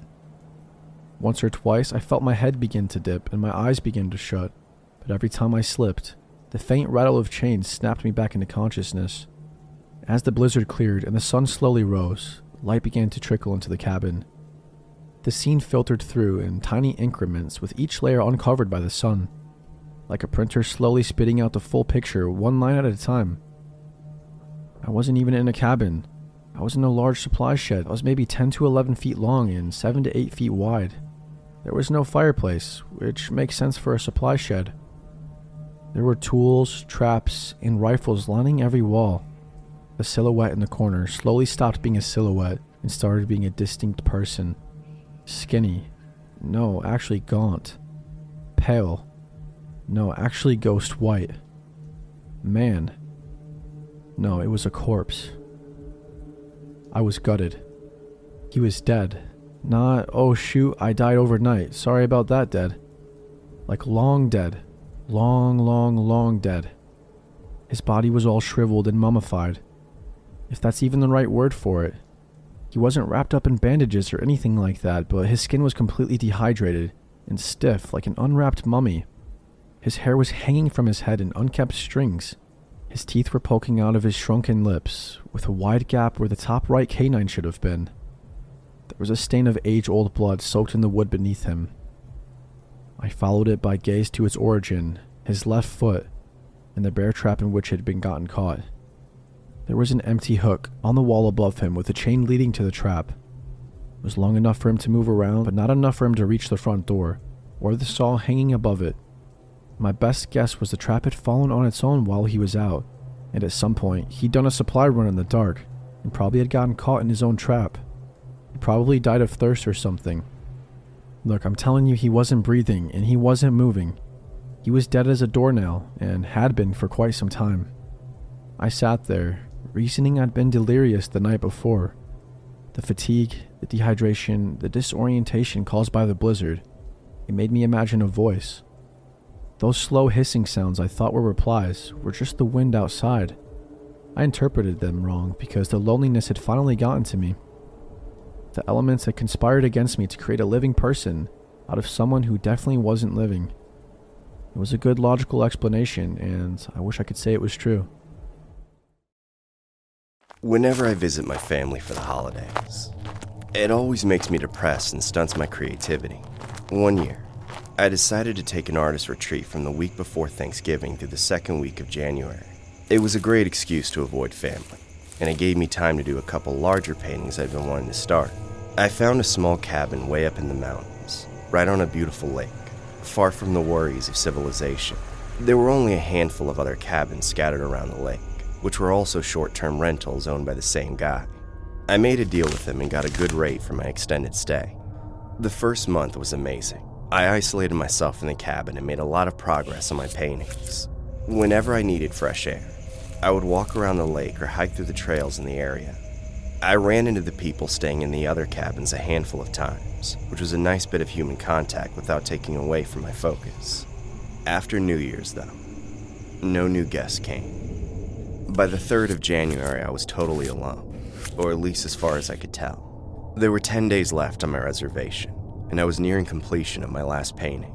I started to slow down and spent more time outside. Knowing I was alone made everything more eerie. I would come to learn the wilderness had more in store for me than I was ready for. I came back from an all-day hike to see tracks around the cabin. It hadn't snowed while I was hiking, so I first thought they were my own footprints. But when I looked closer, I couldn't remember walking where they were. The tracks came from the woods to the east, circled around the cabin, and then seemingly doubled back. I entered a trail heading west. The sun was setting and storm clouds were approaching, making it too dark for me to get a detailed look at the tracks. They were big enough to be humans, but for all I knew, they could have been from a wolf or a bear. Nonetheless, I followed the tracks until they disappeared into the woods. I didn't dare go any further. Entering the woods with no trail that close to sundown would have been a death sentence for me. All I could do was look around and peer into the forest, looking and listening for signs of life, but there were none that I could see. I became uneased, now more conscious of the dangers of my isolation. I was alone for miles, with no car, and only spotty cell service. I figured it was best I go inside. I got a fire going in the furnace and warmed up. By the time the sun was gone, the snow had shown up in full force. It wasn't the first snowstorm I had weathered in the cabin, so I knew I would be fine, but it still kept me on edge. At some point, I heard a noise from outside, like something had fallen over in the storm.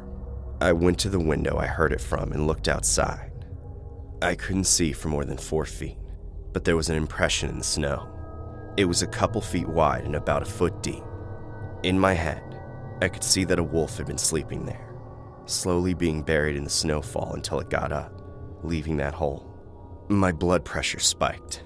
I felt as though I was being stalked like prey. I looked out the other windows, but all I could see were more tracks around the cabin. They were fresh, but the snow was quickly filling them in, making it impossible for me to tell what could have made them. All I could do was close the blinds and stay inside. I felt trapped. I wasn't enjoying my artist retreat anymore. I kept myself distracted until I could get into bed, but I couldn't sleep. I just laid there, listening to the storm. That's when I heard another noise, like footsteps on the porch. I listened until it stopped. Then I got up and went over to the door to look out the window. By the time I got there, whatever it was had left. I no longer felt safe.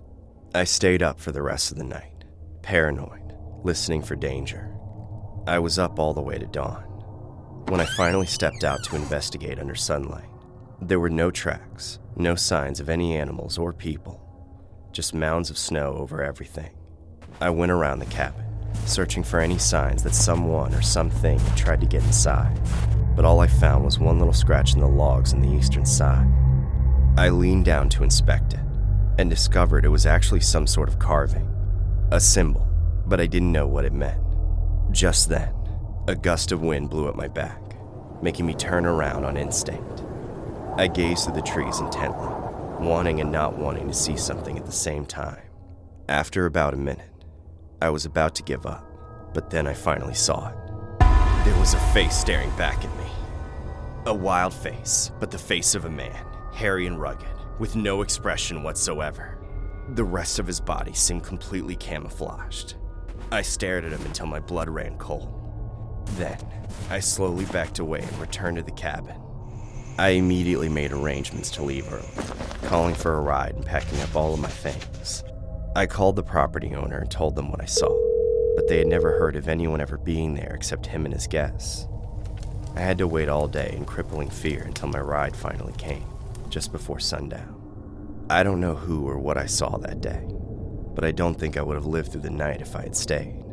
No research revealed anything helpful about that area, but I believe there's some kind of reclusive, unknown tribe of people living in those mountains. I think I overstayed my welcome and was marked for removal. I went on a winter trip with my friends a few years ago. There were 6 of us. We had a long weekend at a large cabin-style house in the woods at the base of a mountain. It was set to snow all 4 days.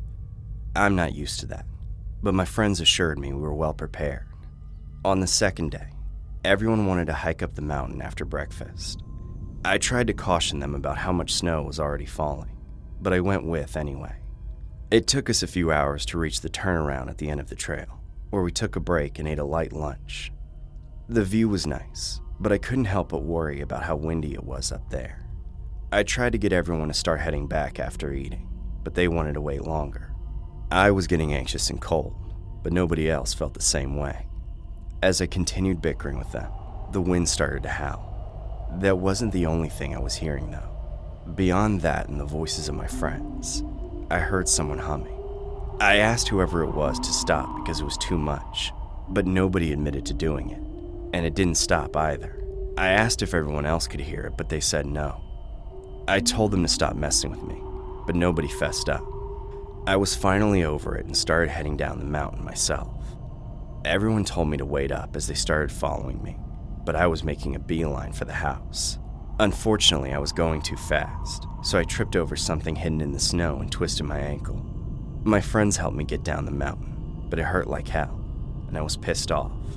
The next day, everyone wanted to go back up the mountain on a different, even longer trail, but I couldn't go with.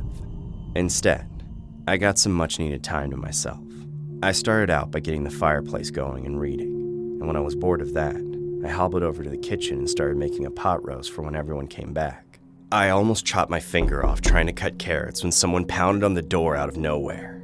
I was startled at first, but my next thought was that someone out there needed help, so I quickly went over to open the door, but there was nobody in sight. The only tracks I could see was the single group of my friends heading into the woods, and I couldn't get any text to go through to ask my friends if it was them. Right before I closed the door, I heard something that sent chills down my spine. It was that humming again. The same song as before. Without the wind, I could hear it better. It was a woman or girl humming some kind of creepy nursery rhyme, but I didn't recognize it. I called out to whoever was doing it, but I got no response. So I grabbed a can of bear mace and limped outside to follow the humming to its source. At first, it was coming from my left, behind the corner of the house. I went over there, but as soon as I looked around the corner, it was like they had just slipped behind the next corner. I circled the whole house, and this happened to me 3 more times. Then, I started to hear something else. Each time I took a step, I heard someone take a step right behind me. There was never anyone there when I turned around, and there were no tracks behind me other than my own. At this point, I thought I had to be going crazy, so I rushed back inside, with the sound of footsteps following me until I locked them out. I looked through the windows, but all I saw was the start of the day's snowfall. I had no choice but to move on and go back to cooking. Within the hour, though, everything was in the oven, and I was done cleaning up, so I had nothing left to distract myself. I kept watch like a sentry, but I couldn't see anything except snow and the overcast clouds that were making nightfall early. I worried about my friends too, but I was glad to be indoors. The storm only worsened with every minute. Soon, the wind was battering the house, frightening me with every creak and moan in the wood. I couldn't imagine anyone being out there in that weather, even with full winter clothing. But just then, I finally saw what I'd been watching out for. There was a little girl out there, all on her own, walking along the tree line and paying no attention to me. It was hard to see her, but she looked blue, like she was frozen or something. I couldn't believe it. Had she been messing with me all day just to get herself trapped out in the cold? I couldn't be scared of a little girl. I had to help her. I rushed over to the door, opened it up, and shouted at her to come in. But when I looked outside, she was gone. She just vanished into the storm. I kept calling out for her, knowing she still had to be close enough to hear, but she never came back. I was still at the door when my friends returned from their hike. They asked me who I was shouting to, and I had to tell them everything that happened while they were gone. They thought I was either messing with them or going crazy. The crazy thing is, I almost believed them. But as we were all eating together in the living room, someone started pounding on the door. I told them it was the same pounding as before, but this time, it wasn't stopping. One of my friends flung the door open, but once again, nobody was there. Now, everyone had reason to believe me, but nobody wanted to. We all stayed doubtful just to save our heads. Everyone fell asleep after a few drinks, but I kept watch all night. The next morning was our last day of the trip. We left a few hours early, and all the time that's passed, and even with all the thought I've given it, I've never been able to understand what happened to me on that mountain. My parents left me home alone to take my older brother to one of his hockey games. When I was younger, they used to force me to go with, but I had just reached the age they considered okay to be home alone for an evening. As I usually did when they left, I went to my brother's bedroom and started playing games on his computer. He never let me use it, sticking me with the old console in the basement that didn't have any games made after I was born. This happened years ago, but I'm pretty sure I was playing the latest Call of Duty at the time. So when I started hearing weird thumping sounds, I couldn't tell if it was coming from the headphones or real life. I kept pausing the game and taking them off to listen out for it, but I was never able to hear it precisely. I ended up assuming it was something in the game and started ignoring it. After about an hour, I took a break to use the bathroom. I had to walk past my bedroom to get to it, and my door was open. As I passed by it, I thought I saw something out of the corner of my eye. I did a double take and walked back, but there was nothing there. I could have sworn I saw a person outside my window, though. I went over and looked outside. Still no sign of anyone. It was getting too dark out. I tried opening the window, but it was frozen shut. Snow was starting to pile up outside, and the roof looked icy. I figured I was just paranoid because of the game. I continued over to the bathroom. But when I sat down on the toilet, I heard that weird thumping again. Now I knew it wasn't coming from the game. It was real. I heard the sound move, almost like it was over my head, going past me. Suddenly, I realized it was because someone was walking on the roof. I immediately got up and went back to my brother's room to grab one of his ice skates for self-defense. Then I called my parents.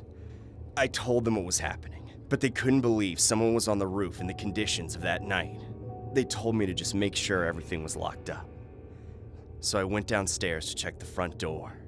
That's when I looked outside and saw someone climbing down from the roof over the front porch. They looked up and saw me when they were about halfway down, startling themselves so much they fell off. They landed in the bushes, which along with the snow, kept them from getting hurt. It only took them a few seconds to get on their feet and start running away. I freaked out and called 911. They sent over just one cop, who looked around and confirmed there were signs that someone had been walking around the house. But he said it was too dangerous for him to check the roof. I asked him to stay until my parents got home, but he got another call and left. I asked my parents to come home early, but they said that if the cops said everything was fine, and since this hockey game was so important for my brother, they couldn't pull him out. I felt cheated and angry, but most of all, afraid. I sat on the couch and watched TV at low volume, keeping an ear out for any more sounds. A bit later, my parents said they would be on their way home soon, but it would take a while for them to arrive. To me, it just sounded like they were saying they didn't care about me. That's about the time I heard another noise. I located it, seemingly coming from behind the basement door. I opened it up, making the sound clearer. Something was scraping down there, but I was almost too scared to check. I forced myself to turn on the light and go down. On the basement floor, I looked to my left and saw through one of the windows that someone was digging through the snow. Before I knew it, they had cleared all the snow around the window. Then, they smashed through it with a hammer. I screamed and ran upstairs, locking the basement door. I called the police again, but it only took seconds before the intruder started pounding on the door. When they realized it was locked, they started breaking through it with the hammer. They soon pried open a hole big enough to look through. I could see their eyes, but a mask covered the rest of their face.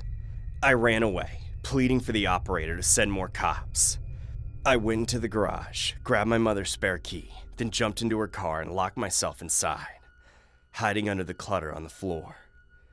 I was sobbing and begging, trying to be as quiet as possible, until they finally said they were sending someone.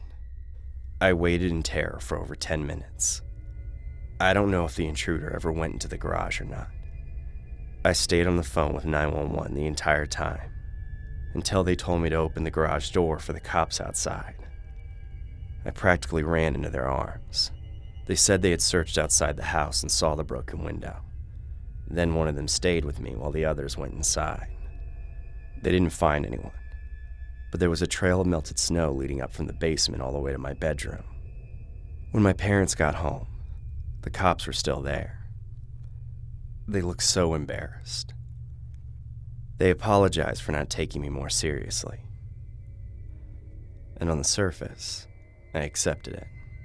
But honestly, I've never stopped being salty that they chose to stay at my brother's dumb game instead of making sure I was safe. I think the intentions of the intruder were quite clear.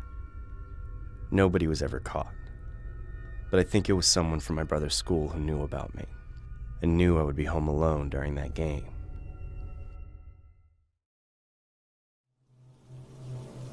I'm a 21-year-old female, and this story took place when I was around 11. I remember this day clearly because it was the first time I was ever allowed to walk to school and back by myself. Up until the age of 14, I lived in what we thought was a safe place in Chautauqua County, New York. Everyone knew everyone. If you thought you'd get away with something, then you better be prepared to have your ear abused by the time you got home. There was this one day though, it was a cold winter day, and school unfortunately was still open, so all the neighborhood kids had to walk through knee-high inches of snow just to get to school. It took me longer to leave the house as I was used to walking with my older sister to school, since she knew the routes better than me.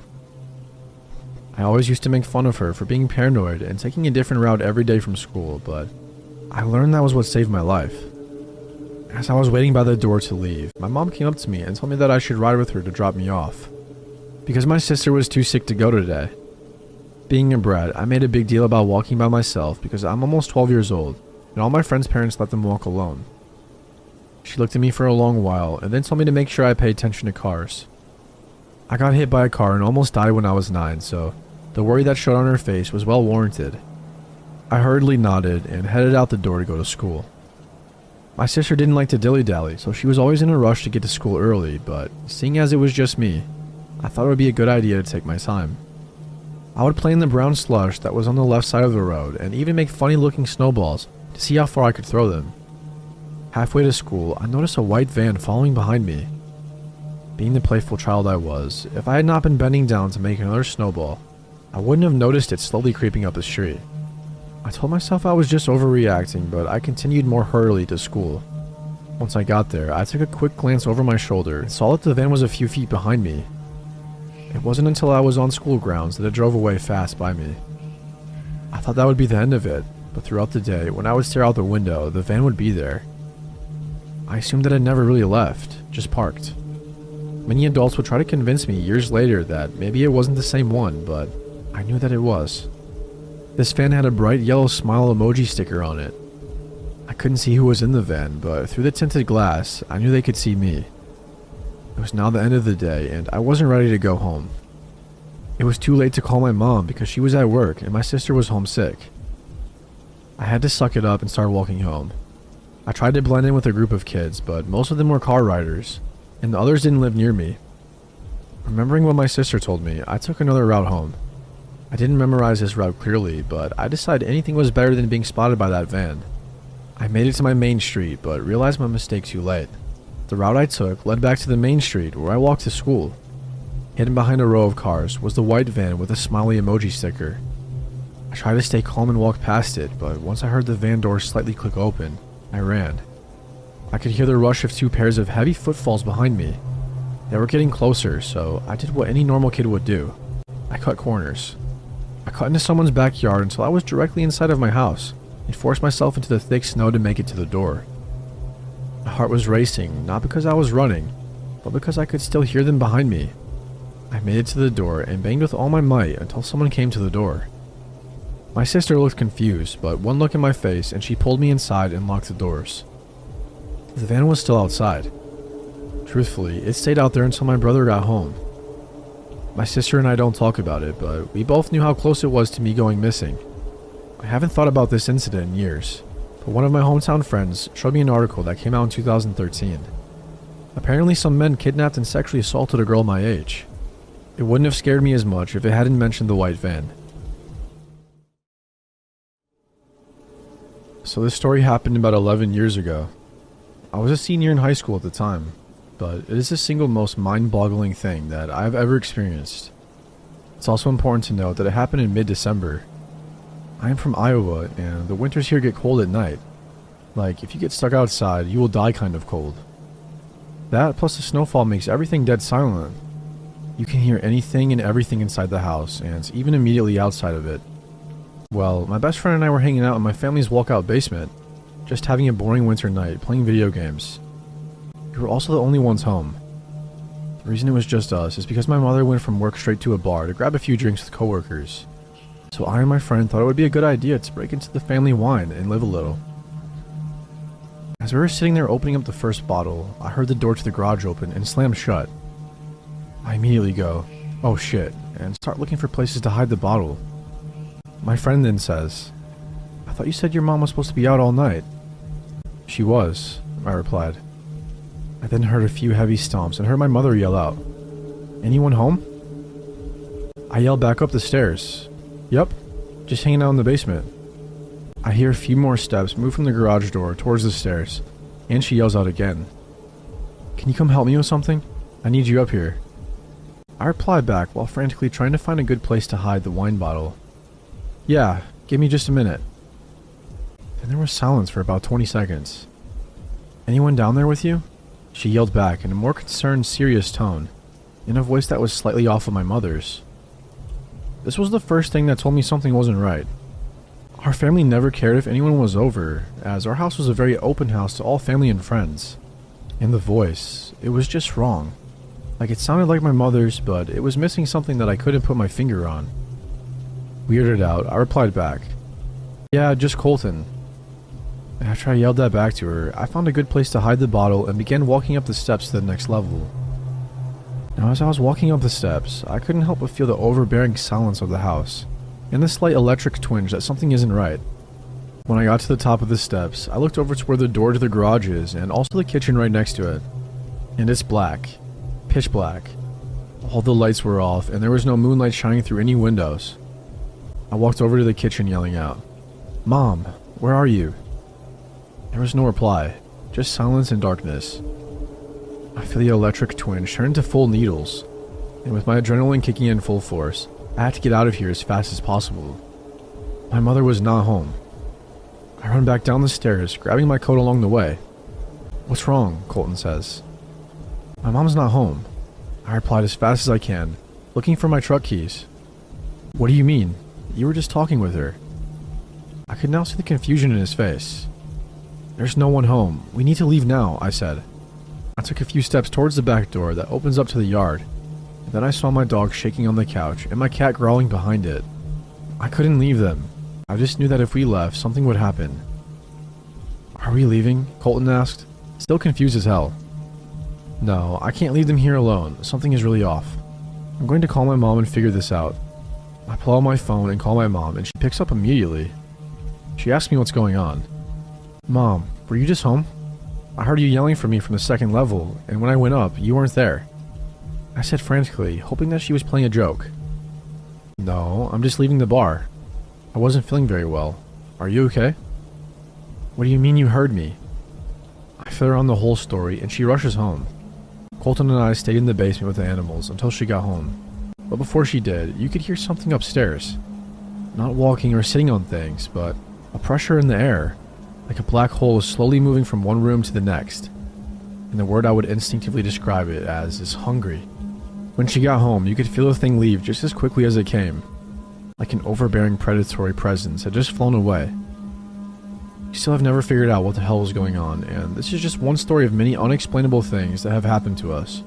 But this is the easiest to write down, and one that I was happy to have a witness. My mother has actually passed away now, and I have moved away to Arizona. Whenever I go back to Iowa and I see Colton, he still gets creeped out by what had happened. I'll never truly know what happened. This happened in 2013, when I was around 12. My mom moved me and my siblings in with my grandparents because we didn't have enough money for rent at the time, and she needed to save. It wasn't a big deal though. They had plenty of room, and I got to spend a lot of my time jewelry making with my grandma, which in my little eyes was such a win that I didn't even realize we were that poor. It was our little pastime after school, and one of my favorite parts was the trips we would take to Michael's to get beads and materials occasionally. Michael's, for those of you who are unfamiliar, is a craft store similar to Hobby Lobby, and walking around in it is a little girl's dream when it comes to DIY stuff.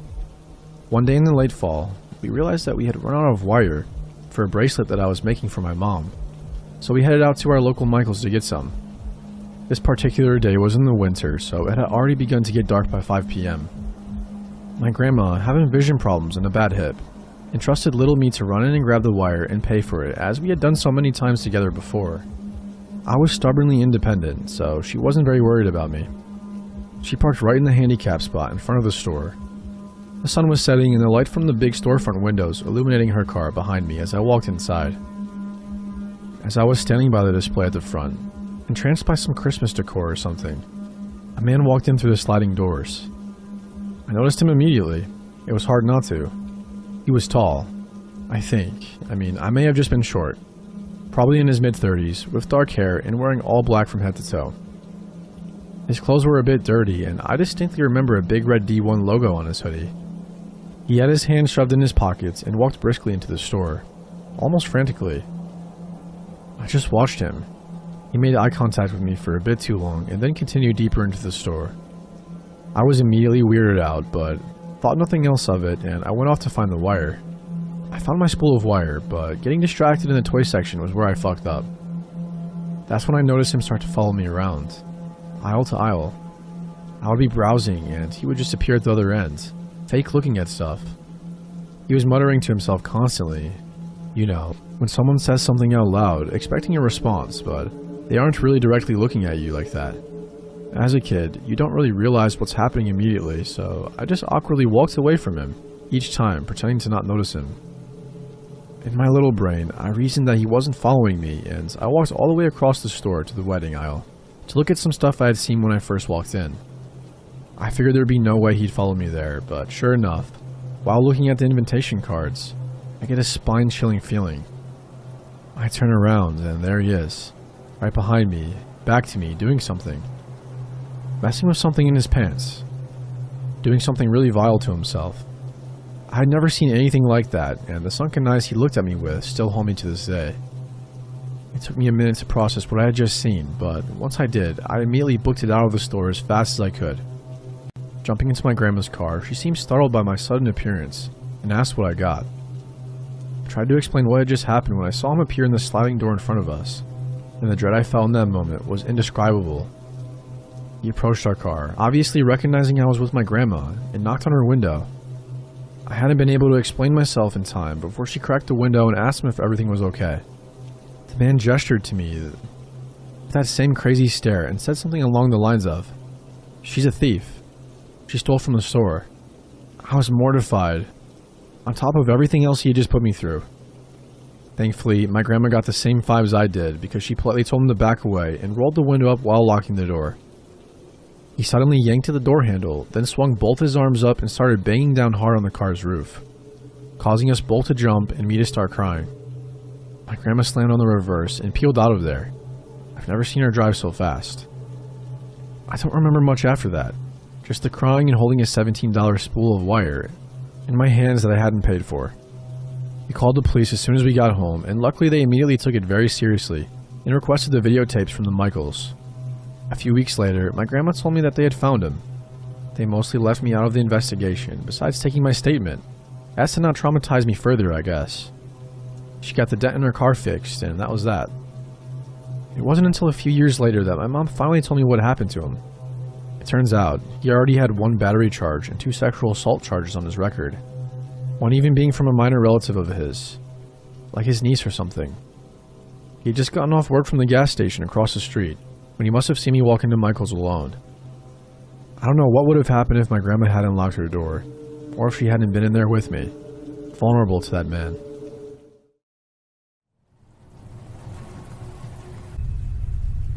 A few years ago, I was a girl in my freshman year of high school.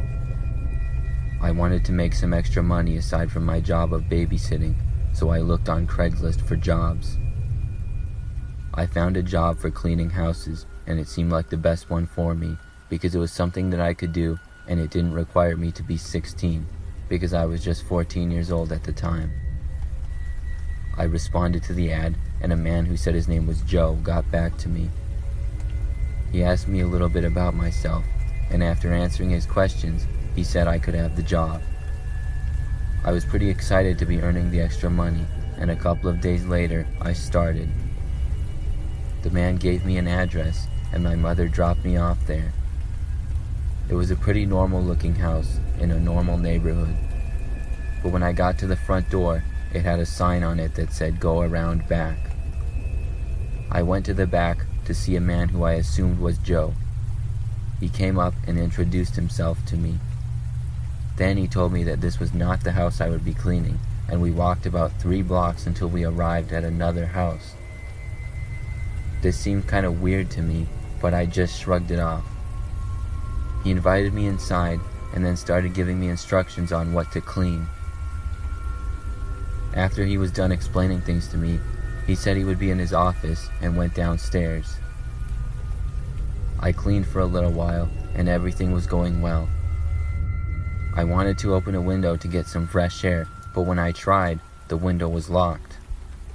Then I tried another one and that was locked as well. I cleaned a little bit more, but I still wanted some fresh air, so I decided to step outside for a minute. But when I tried the front door, it seemed to be locked from the outside. Joe's office was downstairs, so I knocked on the door to the basement, but there was no answer. I tried the door and it was locked. I started to feel uncomfortable and thinking of all the possibilities that could be happening of why Joe kept the doors and windows locked. I tried my best not to think about it, but I couldn't get the bad thoughts out of my head. I didn't even care about the job anymore. I just wanted to leave at this point. I walked all around the house trying to find an exit. The back door was also locked. I kept looking. I looked at one of the larger windows, but then I saw something. When I got closer, I could see that there was a tiny camera pointed at me. Then I heard the basement door open. Joe started calling my name. He asked me what I was doing. I couldn't find a place to hide quickly, so I decided to play dumb. I walked back over to Joe and said that I was just cleaning. He said in a nervous voice that it didn't seem like I was.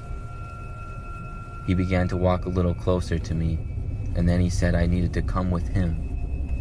As soon as he said that, I ran past him as fast as I could and into his basement. I shut the door and locked it. Then I ran downstairs. What I saw down there was 2 computer monitors on a desk with camera angles displaying every room in the house, including the bathroom. Then I heard a key turning the lock to the basement door. I ran to a bathroom downstairs and locked that door and called the police. I heard Joe coming down the stairs. It didn't take long before he got to the bathroom. He started pounding on the door. Luckily for me, he did not seem to have a key to this room, but I knew he would probably be capable of busting down the door. There was a window leading to outside at the top of the bathroom, so I stood on top of the toilet and tried to open it. This one was not locked. I climbed out of it as I heard Joe continuing to pound on the bathroom door. I got out and ran as fast as I could to a neighbor's house and banged on their door.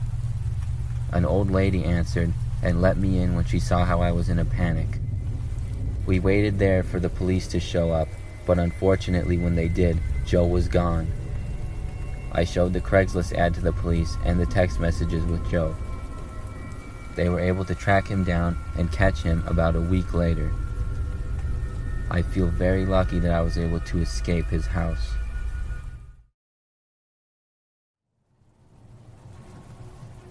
This happened just about a week ago. I'm 20 years old and I live with my parents during the summer. However, they went out of town for some of their friend's wedding and I wasn't invited. This was fine with me though, because I didn't really know the people anyways, and it's kind of fun to have the whole house to myself. We have a split-level house, and my bedroom is at the front end of it. But on Friday night, I stayed up really late watching a movie in the living room. I like that TV better because it's much bigger than mine. The couch in the living room is also super comfortable, so I just decided to sleep there for the night. Anyways, I woke up Saturday morning, and it was still super dark in the house. In the living room, we had a sliding glass door that connects to the deck in the back. The blinds were covering most of it, and that's the main source of light, but there was maybe a 5-foot gap to look out, and I saw that it was raining. I then looked at the clock, and it was almost 9:30 a.m. I was just sitting there on the couch and turned on the TV, when all of a sudden I heard 2 knocks at the front door. They weren't really hard knocks, sort of light, and immediately my heart started pounding. I know it's not a big deal just to get knocks on the door, but we lived towards the end of a dead-end road, and our neighborhood was very quiet. It wasn't very big, and it was extremely rare for anybody to knock on our doors for any reason. Maybe it's also because I'm a shy person, but it made me really nervous for some reason. From where I was sitting on the couch, I was just barely around the corner, and I couldn't see the front door. And whoever was at the front door probably couldn't see me. At least I was hoping they couldn't see me. I was wondering who it could possibly be, especially in the middle of pouring rain. Then I remembered something. I had ordered an Amazon package and was expecting it today. Suddenly, I felt so much better and started to relax. I opened up my Amazon app on my phone and clicked on my orders, expecting to see that it was delivered. But when I looked, it said it wouldn't arrive until 5 p.m. that day. Suddenly, I went back to being super nervous. I decided to carefully look out and see if anyone was at the door. It had now been maybe a minute or 2 since they had originally knocked, and they hadn't knocked again since. I slowly moved to look out the window, and when I did, I saw that nobody was there now. This made me feel a little better now that they were gone, but right at that moment, I heard the noise of somebody walking up the stairs of our back deck. I couldn't see because of the blinds covering most of the sliding glass door, but I then heard footsteps on the deck. I started shaking, and the next thing I knew, I saw a man appear in the opening of the sliding glass door where you could see outside. He was staring right at me, but had no expression on his face. He was bald and wore a black jacket and black pants. The guy then tried sliding the door open. Thankfully, it was locked, but I knew if he really wanted to, he could probably break the glass between us. I ran away into the bathroom that was just down the hall. I had no idea who this guy was or what he was doing here. I had been right to be so nervous about this for seemingly no reason. As I closed the bathroom door and locked it, that's when I heard the first loud bang against the window, as if he was going to try to break it. I knew I needed to call the police, but then I realized that I didn't have my phone. I had left it back out in the living room. I heard another loud bang from the window, but I didn't hear glass breaking. I knew it was a risk, but I opened the door back up and ran out to the living room couch. I looked around frantically and finally saw my phone. Then I made another mad dash for the bathroom. As I was, another bang came from the window. I looked back at the man as I ran. I saw he had been kicking at the glass and trying to break it. I got back into the bathroom and locked the door again. Then I called 911 on my phone. As soon as the operator answered, I told them everything. They told me to slow down and repeat what was going on. That's when I heard the sound of glass breaking. I repeated what was happening as best as I could, and just after that, I heard the sound of the man starting to walk inside the house. He was walking straight for the bathroom that I was in. When he got to the doorway, he tried the door, and it wouldn't open because it was locked. I backed away from it and went into the shower. The 911 operator said that they would stay on the line with me, which made me feel a little bit better because I was terrified. The man then started to bang on the bathroom door, and my phone suddenly went silent. I looked at it and saw that it had died. I hadn't plugged it in the previous night. I figured the man was kicking on the door the same way he had been kicking on the sliding glass door, and I knew he would probably break this as well. I heard him walk away for a minute and then go down the stairs that we had. He was gone for maybe a full minute, and then I heard him return. There was another loud bang against the bathroom door, but this one sounded much harder. I think he had found one of the baseball bats we had in our house or something. This made me even more terrified than I already was. I grabbed the towels we had in the bathroom and covered myself. I then went into the small bathroom closet we had and closed that door. I just barely fit in there, but I had to do what I could. The guy hit at the door a few more times, and it really sounded like he was breaking it now, but that noise was interrupted by another one. It was the noise of a loud knock on the front door. I could barely hear someone shouting police. I hoped they would be able to get inside fast, and just after that, I heard the man walking away towards the back of the house where he had gotten in. I stayed hidden, and a short time later, I heard a bunch of shouting. Eventually, I heard someone yelling, "Put it down."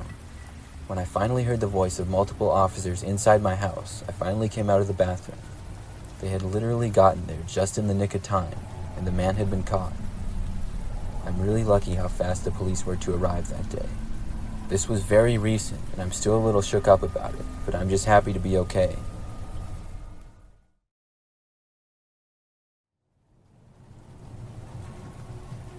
This happened a couple of months back when I was shopping at Home Depot. I went there to look at some power tools for some projects around the house that I've been putting off for a long time. I went there on a Friday night because I wanted to get some work done on Saturday. When I got to the store, it was quiet and not many other people were there. I went to the power tools section and looked at a few of them, and looked at some of the tools and their prices to compare. I was the only person in that area until a guy came into the aisle with me and started looking at something. He was at one end and I was at the other. I wasn't really paying attention to him, but I knew he was there, and after he was there for about 2 or 3 minutes, I would say, I saw him coming closer to me. I looked and he was approaching me. The man was really tall, probably 6'5", and wore a gray sweatshirt and ripped jeans. He looked pretty young and had a kind of ugly looking beard. He said hi to me, and I said hi back to the man.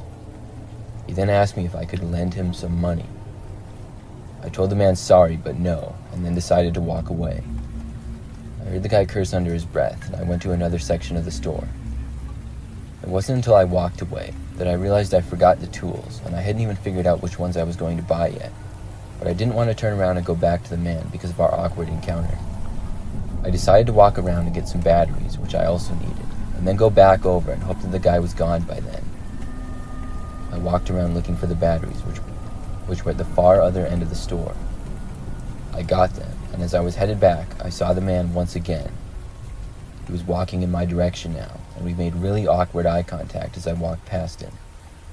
I didn't know why the guy had asked me for money, but why would I give some random guy at Home Depot money? It was just weird. I walked all the way back to the other end and to the power tools. I got to my original aisle and was there for about 30 seconds before I saw someone enter the aisle again. Out of the corner of my eye, I noticed it was the same man as before.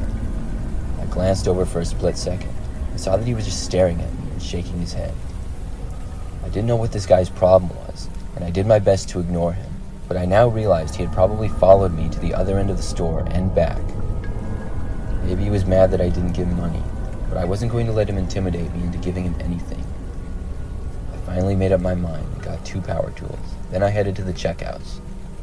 As I walked over, so did the man. I was getting sort of annoyed now by this guy following me. I was kind of afraid that he might try to jump me when we got out into the parking lot or something. The man wasn't buying anything and had nothing in his hands. As I was checking out and paying for my items, I saw him just standing behind the check lanes watching me. Now, there were 2 main doors in the store. One at one end, which was kind of the entrance, but you could actually go out of it as well. And another one near the check lanes that was supposed to be the exit. Once I had paid and got my receipt, I started to walk over to the entrance as I was going to leave there because it was farther away from the man. I saw the man then start to head that way as well, and he sped up his walk and started to go way ahead of me. I thought maybe he was trying to beat me outside, so I changed my mind and then turned around and suddenly went out to the other doors. This worked because I didn't see the man turn around, and it was better for me anyways because my car was parked on that side. I felt I had lost the man now, and walked out the doors and left. I got out to the parking lot, and thankfully didn't see the man at all, so I rushed to my car and got inside. I felt relieved to finally be safe and in my car. But as soon as I had just shut my door and looked in the rearview mirror to leave, there he was. He was standing directly behind my car and staring at me. He then yelled at me to get out of my car. I locked the doors and started the engine. That's when the man ran to my rear passenger's door and tried opening it. I quickly backed out and turned to the other direction, then sped away from there. I'm not sure what the man planned on doing, but I'm glad I didn't have to find out.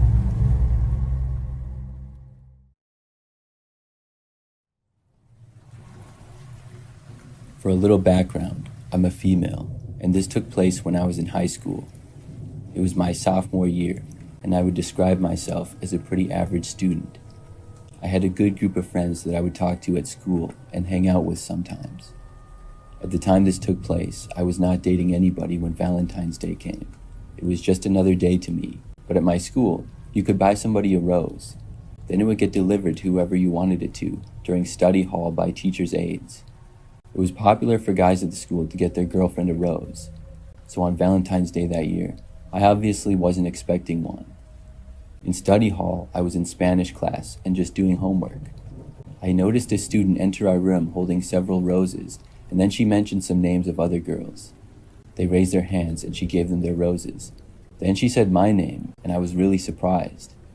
I raised my hand and she gave me one of the roses. I had no idea who had got me a rose though. One of my friends that was in the class asked me who it was from, and I told her I didn't know. We started talking, thinking about who could have done it. I really wasn't aware of any guys that would do that. I sort of had a crush on this one guy that was on the football team, and we talked here and there, so I was kind of hoping that it was from him, but I didn't really think so. We weren't that close yet or anything. As the day went on, I was trying to figure out who sent me the rose, but I really had no answers. I talked with a few more of my friends, but none of them seemed to know anything either. Then I had my final class of the day, which was science. When it was over, I got back to my locker to get my things and go home. As I arrived at my locker though, I saw that there was a note attached to it. I took it out and read it. The note said, "I see that you got the rose I sent you. I hope you like it." The handwriting was kind of sloppy, but it didn't give me any clues as to who left it. I looked around the crowded hallway, but still didn't have an answer. So I got my things and then left to walk home. During this time, I walked to school and back because I didn't have my license just yet, and we lived really close to the school. I would only take a few sidewalks the entire way, and it took me maybe 15 minutes to walk back most days. On that very same day, when I was walking home from school, I saw this guy walking behind me. It was kind of hard to tell because he was a really long ways back. I couldn't hear him walking or anything. I don't even know why I looked behind me, but at one point, I think about halfway back, I did look behind. Normally, when I walked home from school, I was all by myself, so when I noticed the guy, it was a little bit unusual, but I still didn't think too much of it. He was this one guy that did go to my school, but I didn't know his name or anything. I just recognized him. He wasn't in my grade and was really tall, with curly blonde hair and glasses. I walked the rest of the way home, and as I was going up my driveway, looked to the left and saw him. He was still a really far ways back and walking down the sidewalk towards me. I didn't know that he lived in my neighborhood, and I had never seen him walking before. It was kind of odd. I went inside my house and then went into my bedroom to finish my homework. I remember that as I was in there, probably about 15 minutes later, there was a knock on the front door. I was home by myself because my parents were both still at work.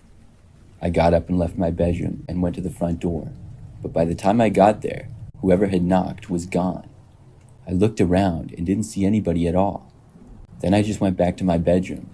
It was really strange. A couple of hours later, my parents got home from work. I remember that my mom came into my room and dropped an envelope on my desk. She said that it was on the front step when they got home, and my name was on it. I was even more confused now. I opened it up and read it. It was from the same person who sent the rose to me and left a note on my locker. The letter said that he saw that I got the rose and letter and wanted to meet me before school at 7:30 a.m. the next day. I was supposed to go to the back parking lot. I knew that there was a pretty good chance that it was the guy who followed me home. I found it creepy that he was being all mysterious, and I had never talked to him before, and I didn't find him attractive at all either. I decided to go just to tell him that I appreciated the rose, but was not interested, and he didn't have to follow me home. Normally, I would get to school at about 7:30 anyways, and school started at 7:50. So when I got there, I went into the back parking lot. This parking lot was pretty quiet, and just overflow from the main other two lots. It was mostly used for football games or other sports, and only a few kids would park their cars there for school. When I got there were a couple of cars parked around, but nobody was in the parking lot that I noticed. Then I saw a door open to one of the cars, and the same guy who followed me home came out. I knew that it would be him. He walked over to me and said hi. Then he told me that his name was James, and he was the one who sent me the rose. I told him I knew that because he followed me home. He said he did that just because he wanted to leave me the letter. Before I had a chance to say anything, he told me that we should talk inside of his car. I didn't want to because I didn't want to spend any more time there. I said no thanks, I had to get to class, and I started to tell him that I really wasn't interested in him. When I said it though, he said that I should go in his car again. He said that I should just hang out with him today, and he knew that I would have a good time. Then he said that we should skip school and drive someplace. I said no and started walking back. That's when he started to follow me, and I looked to see him walking quickly in my direction. I just started running at that point towards the school. He actually started to chase after me, running at full speed, but then he stopped shortly after. I had made it far enough away that somebody in the main parking lot would have seen him chasing after me. I was able to get back to school after that. I hoped that I would never see him again. I remember that over the next few days, he sent me a few messages on social media, calling me names and stuff, but I just blocked him on everything. After that, I hardly ever saw him again. He was a senior that year, and I guess he skipped school a lot anyways. That was the craziest Valentine's Day I've ever had. I'm a single female who lives alone in a one-bedroom apartment.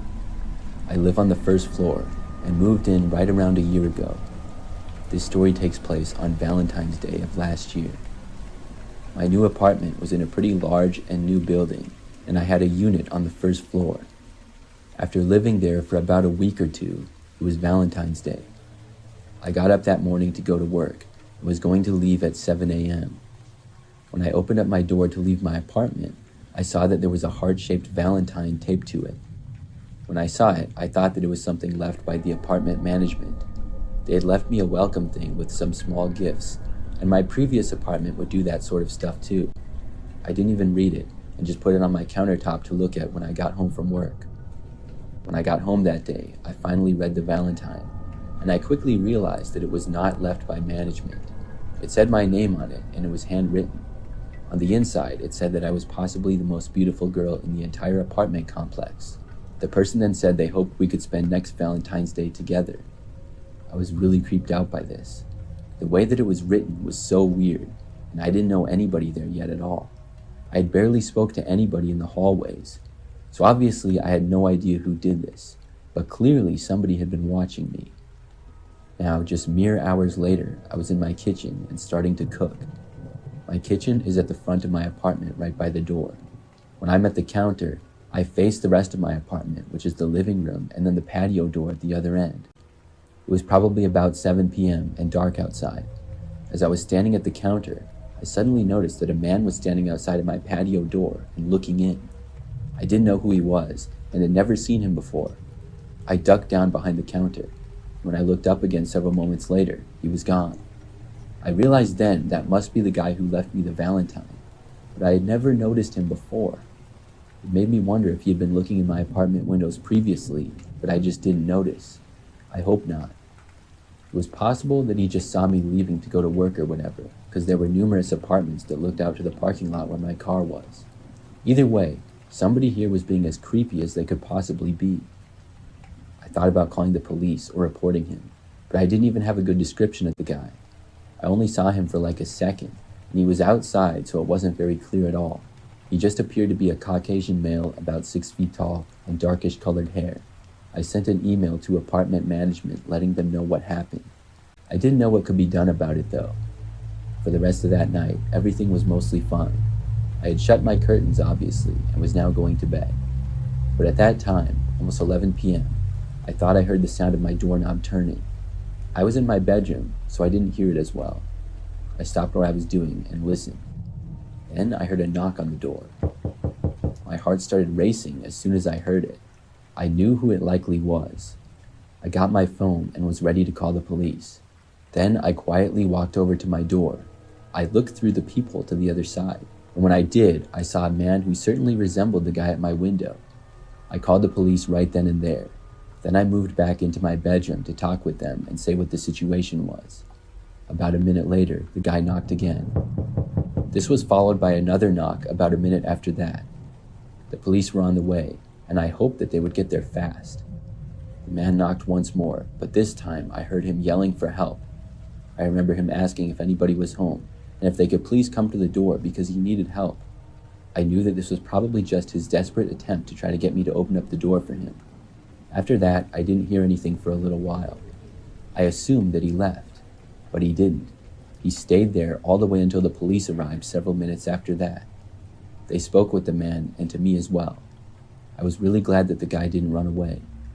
The man did not get arrested, but he did end up getting evicted from the apartment building, and he was also trespassed and not allowed to come back. And since that night, I haven't seen him.